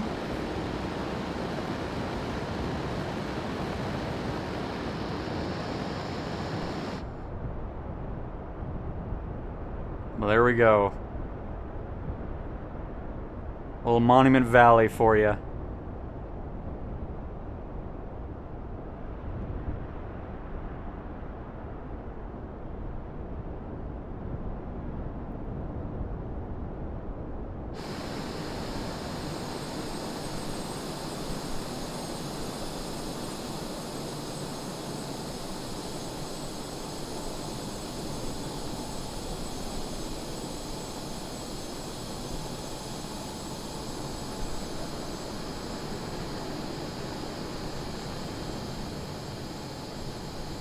All the other F-18s following us. Nice.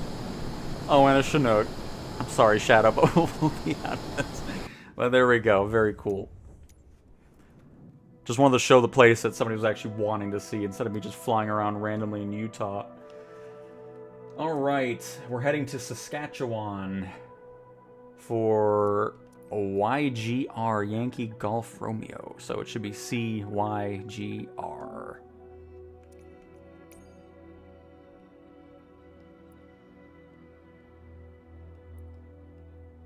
I hope this is the right spot. I'm going to assume it is.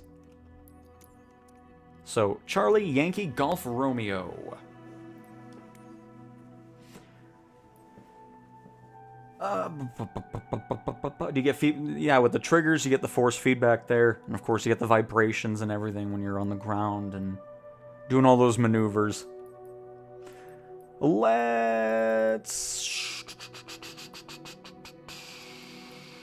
Let's go into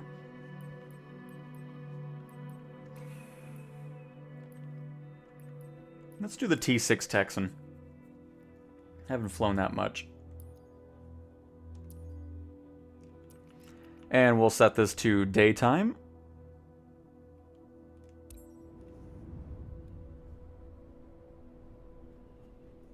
Oh, is it not the right place? Well, people keep giving me the wrong or something. I mean, it's just different. Hang on. Let me... Oh, that's right. That's the town of Regina. Alright, hang on. Not the right place. Hold on. There we go. So, CYQR. Isn't that what I put? Did I put something? I put G. Oh my goodness gracious. Of course I did. Can tell the stream's going too long, folks. I'm typing in the wrong thing. Alright, we're going to Charlie Yankee Quebec Romeo. Here we go, everybody. Anyways, back in the T6 Texan. There are charts, yes.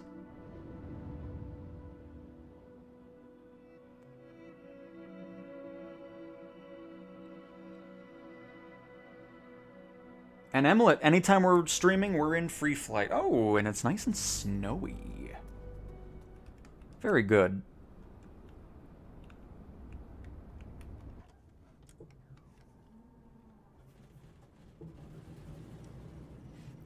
But yeah, anytime you want to check out charts, you'll go to your EFB. Go to the Flight Planner tool. I don't know if there's going to be any charts for this airport, but we'll check it out.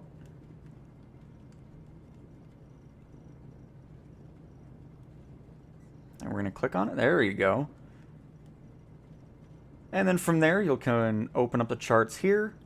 And yes, there are. Let me also increase the size of the screen here so you can see that. But you have departure charts, arrival, approach, airport, miscellaneous. So you can check out approaches.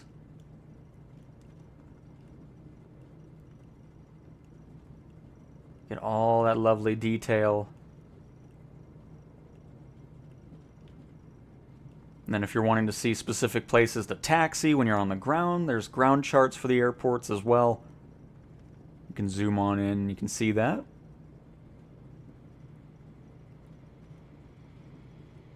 And there you go. Just a little quick peek at the charts there.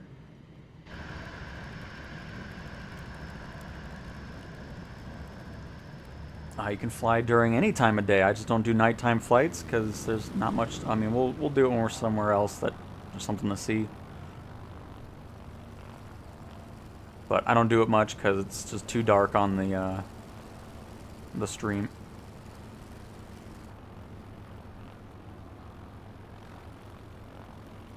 Most of the aircraft have another livery to pick from, yes.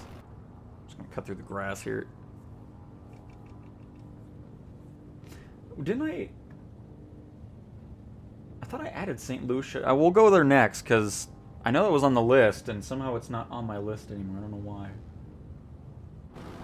But yeah, we'll do that next. Because I know somebody was asking for it. I don't know if it was you, but we'll definitely head there again.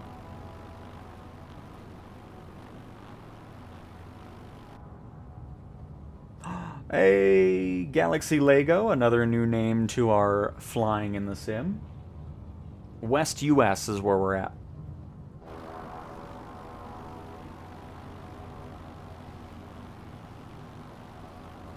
But anyways, there's snow. I'm going to turn off the live weather so we can actually see something around here.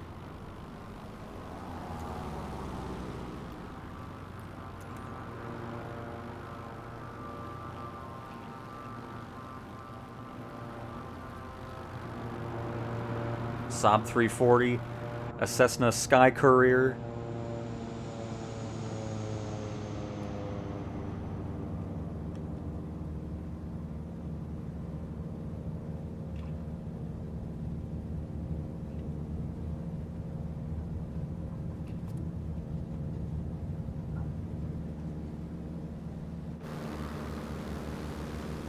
Oh, a Mister and a P-51. Nice. An FMJ and a 125? Yep. Nice.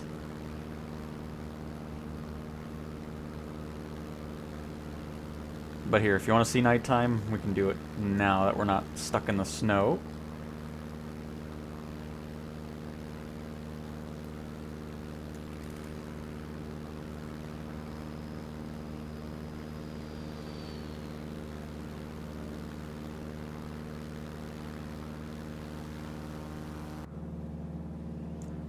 boy, I need to figure out where the, oh, there's that.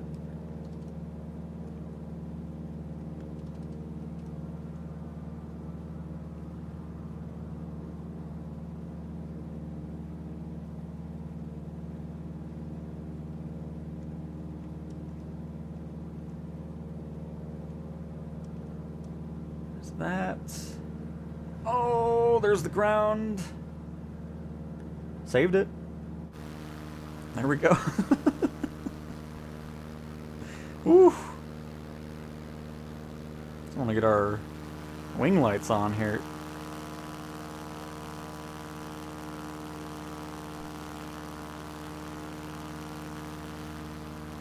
And your game's arriving tomorrow. Very nice. And Galaxy Lego, welcome.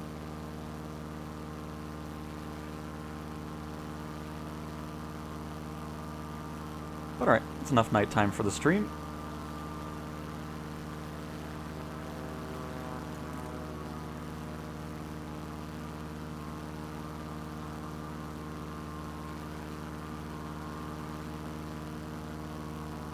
You don't see any mountains here. No, not here.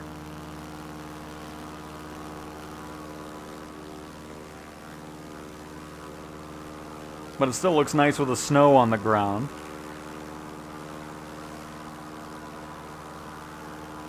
Alright, see you later, Dev. Thanks for stopping on by. Enjoy the rest of your shift. Hopefully it goes by quick for you. I'm gonna slow down, let this other T6 get over to us.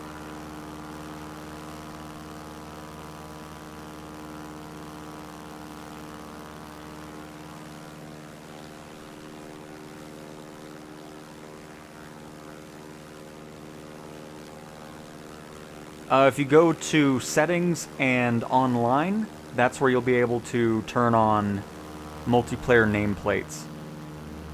So settings and then online.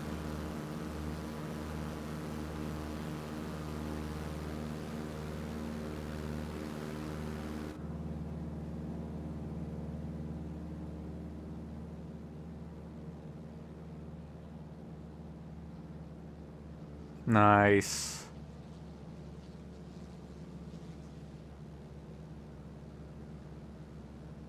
Just looks so cool with multiplayer and everybody flying around. And I still love how great the models look, too. The fact that you actually get the reflections and everything. It isn't just some really low version of the model. It's awesome. What is that? Oh, it's a Sky Curry. Like, what am I looking at here? Just saw the cabin for a second. Oh, and Mister's here. Oh, another T6 there.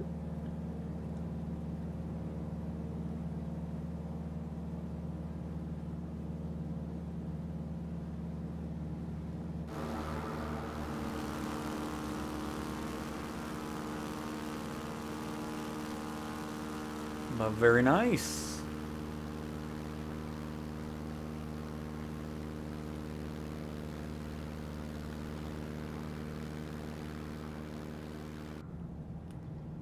Do a little touch and go here.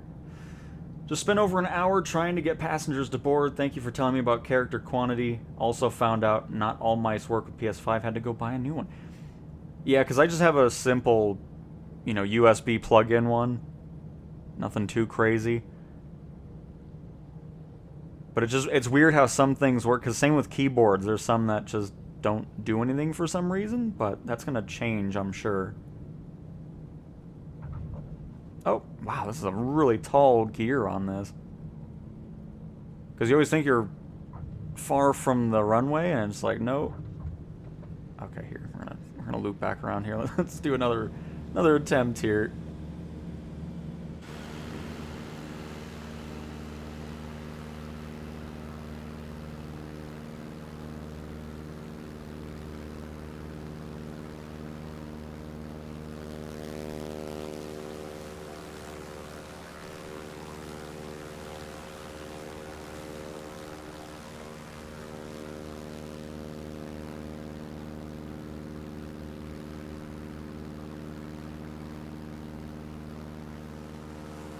Oh. There is some photogrammic imagery here. Nice. I just realized that. I'm like, oh, that looks nice, and no wonder. Very cool.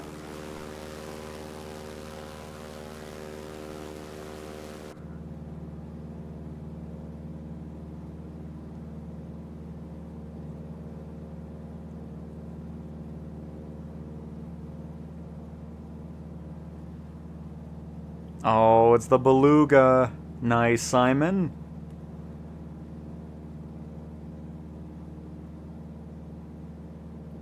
There's no voice communication with ATC, so you're not just talking to them, you're just hitting the prompts. If that's what you're talking about.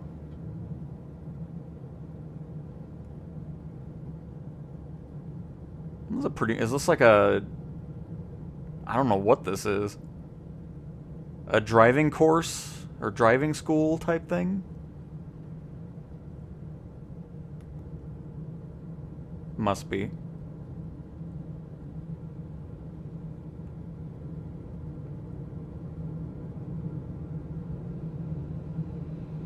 Alright, let's try this again here.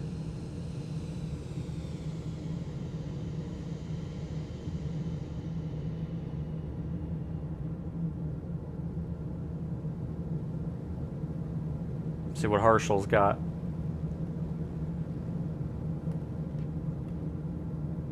Oh.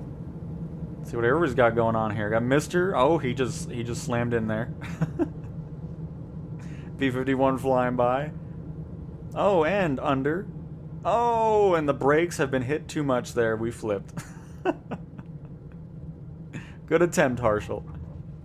There we go. Much better. Not a bounce today.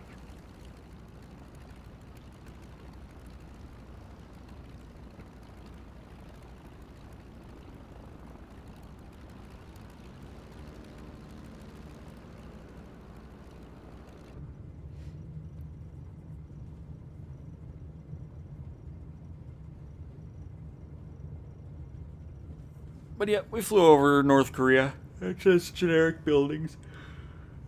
There's a stadium that's done, but yeah, that's it. Nice area to fly around, though. Like, it's cool that it has the photogrammic imagery as well. All right. Now to St. Lucia, which... Is it up here? Ah, I always forget. I always forget.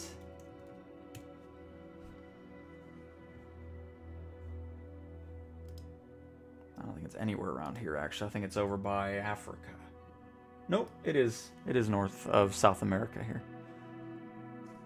And it's... There's Trinidad.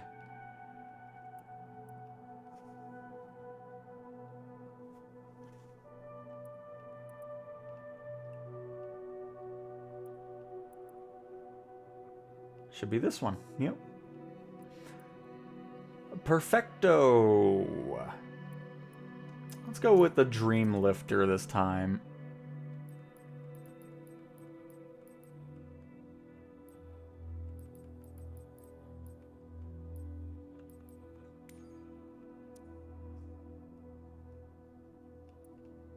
Should be a long enough runway.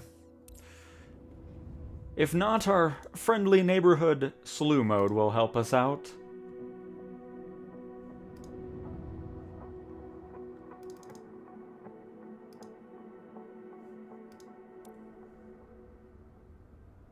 Hewanora Tower.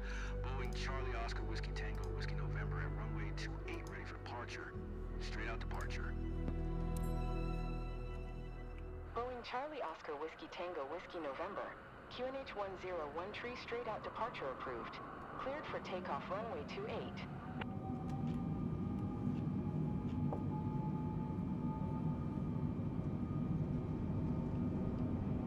Oh, you're welcome, UK. No problem at all.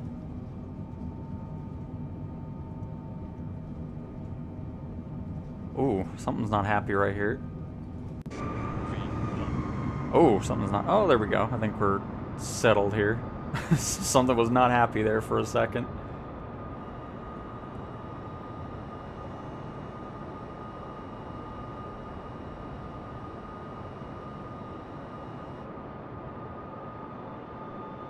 Something's still not happy, though. It's not 100%. We'll see. Leaving my airspace.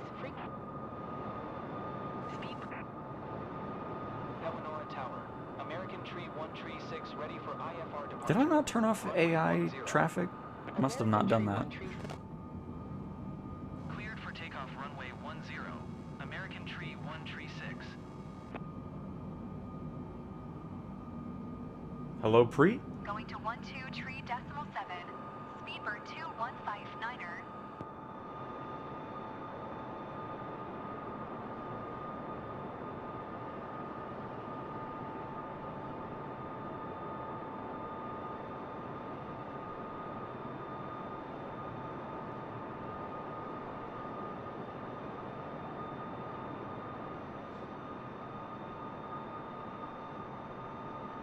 Yeah, it's still not 100%. Something just doesn't like loading in around here, apparently. Hang on. Let me just restart and see. No, Niagara Falls is still a weird location. As of right now. Eleanor Tower. Boeing Charlie Oscar Whiskey Tango Whiskey November at runway 28, ready for departure. Departing straight out.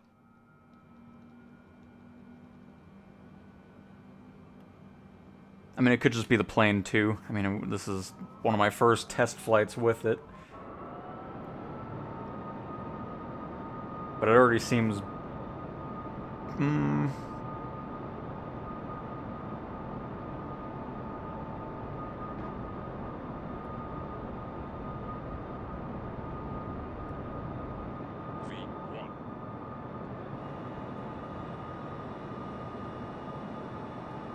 It might just be like the C-17 where there's some issues. Hang on, I want to do one more test here. Just see if it's happening with every plane. But I think it's probably just the Dreamlifter needing some further optimization tweaks to it. Let me just hop into the Bell 407 and see if it does the same thing. Because if it is doing the same thing, then we can reboot the sim. Or it's just the area here. But we'll see.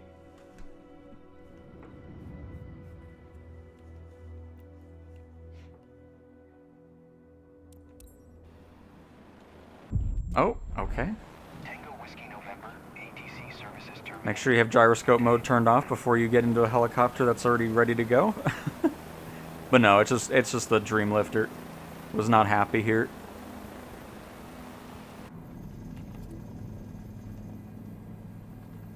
Is that a new name? It is. United States Marine Corps. Hello, welcome.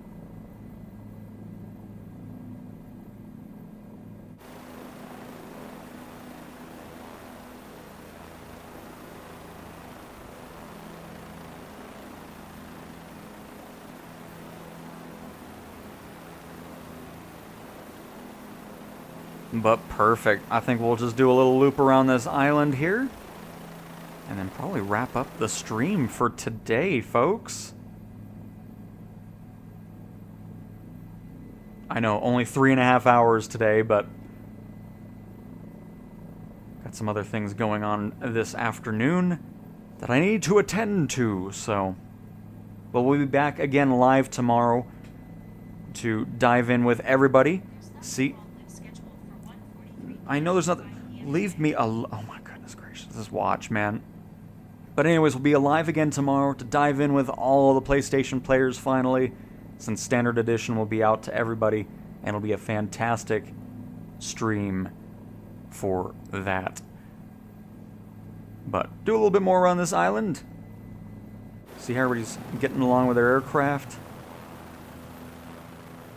And then we can call it there.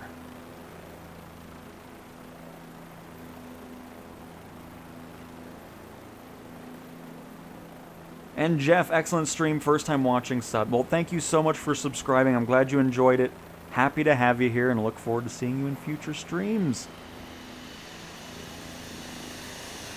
Nice. Oh, I got an A-10 flying by. Beautiful. I do not have the T-38.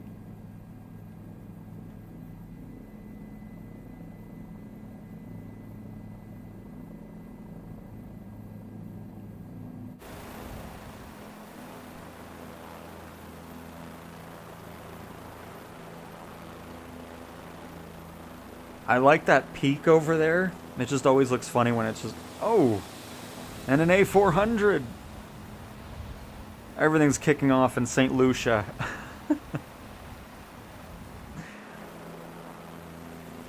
But it always looks funny when an island is, you know, I mean, it's pretty mountainous here compared to some of the other islands that we've gone to. But especially when they're fully flat and there's just this one thing that sticks out of the ground. It's like, oh.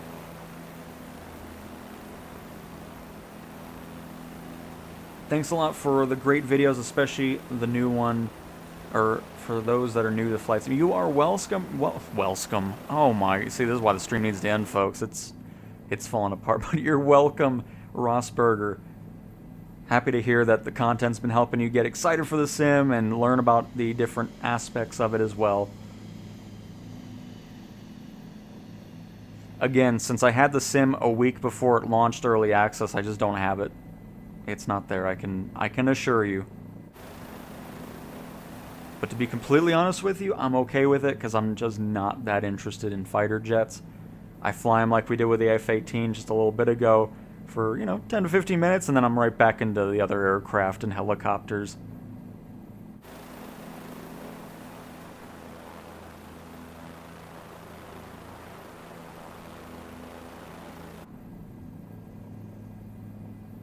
Which, by the way, hopefully you guys are still enjoying the ATC video and finding that useful. I haven't even looked at it all day. That's crazy. We're up to 45,235 subscribers. We just crossed 45,000 yesterday.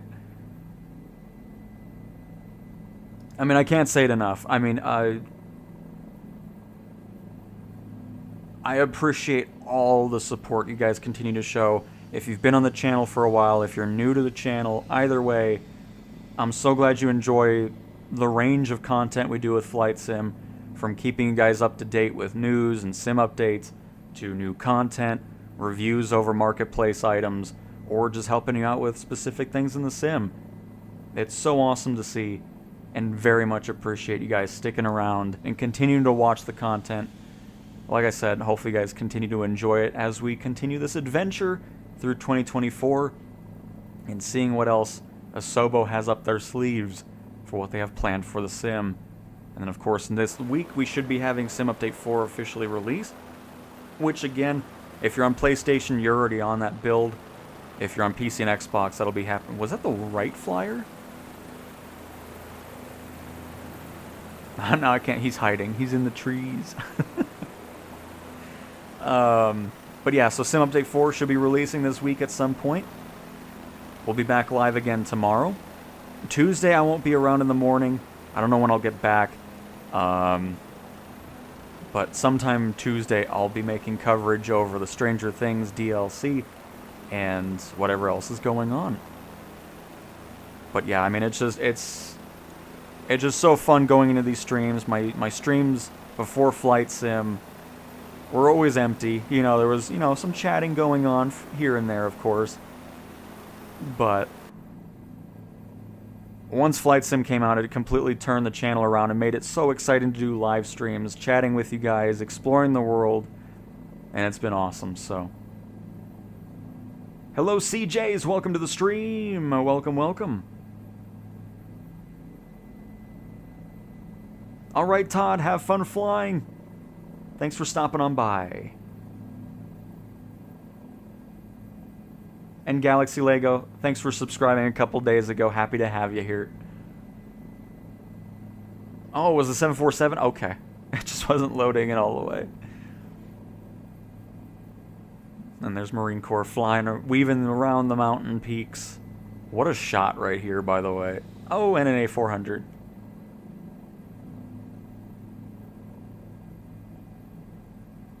But cool, everybody. I think we'll leave off with this beautiful view we have outside of our cockpit here. And CJ's been only flying the 172. This is my first flight sim, but I finally feel I'm in control of the plane and I'm able to land it successfully. That's awesome, CJ's. Glad you're getting some progress in there. And it'll only get better for you. Is the PS5 Pro version significantly better than the original PS5? Again, Crunch, I don't have any experience with the base PS5 as I don't own that. So I can only just go off of my Pro experience, and it's been fantastic. and everybody else that's been on the base PS5 have enjoyed their experience. So based off of that, seems like you'll be good to go there.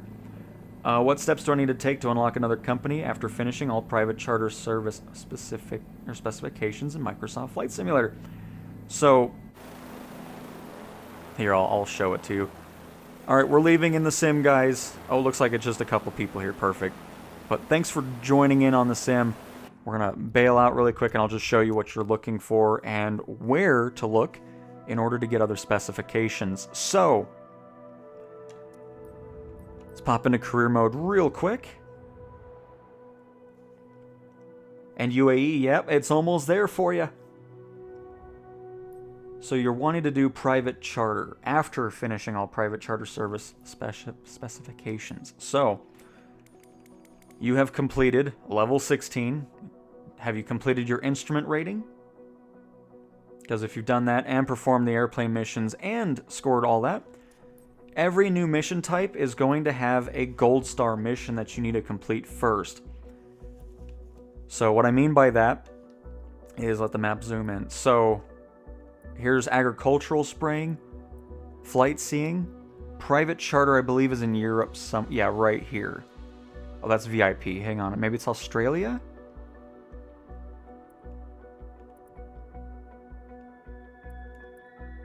Hold on, I'm gonna find it. Oh, there it is. It's in Hawaii. So to get private charter service, you'll need to complete this first mission right here. Not in Hawaii, just in a random island. It's kind of hiding in the bottom Pacific Ocean, just south of Hawaii and northeast of New Zealand. Because if you don't complete these initial missions, they're not going to show up anywhere. So that's where that is for private charter.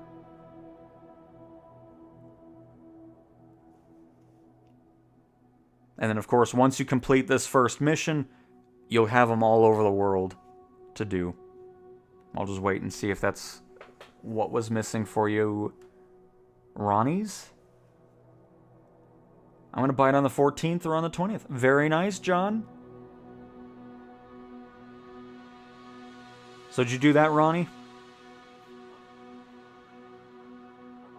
Just waiting for a response. And CJ's, you bought one in your cargo company just now? Oh, nice. CJ's very nice. You've already done that? So what's the issue then? Because, I mean, if you don't have a lot of the world open, I mean, there's going to be some areas where there's not missions for it.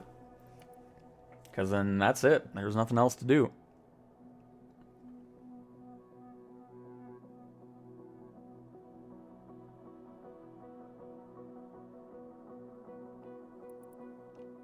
Because right now all I have is flight seeing and ferry flights at the moment. I need to get through all my other certifications.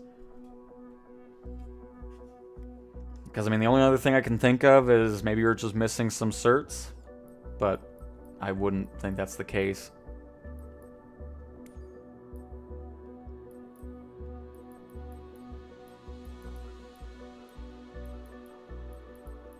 The only other thing I can think of is you're just looking at it in employee or in freelance, and if you don't have a plane for it, there's not going to be any missions for it. Since you don't have a plane, you can go into freelance with the left bumper when you're in this menu and then be able to see that. But yeah, that's all I can think of at the moment. And yep, career mode is available for everybody.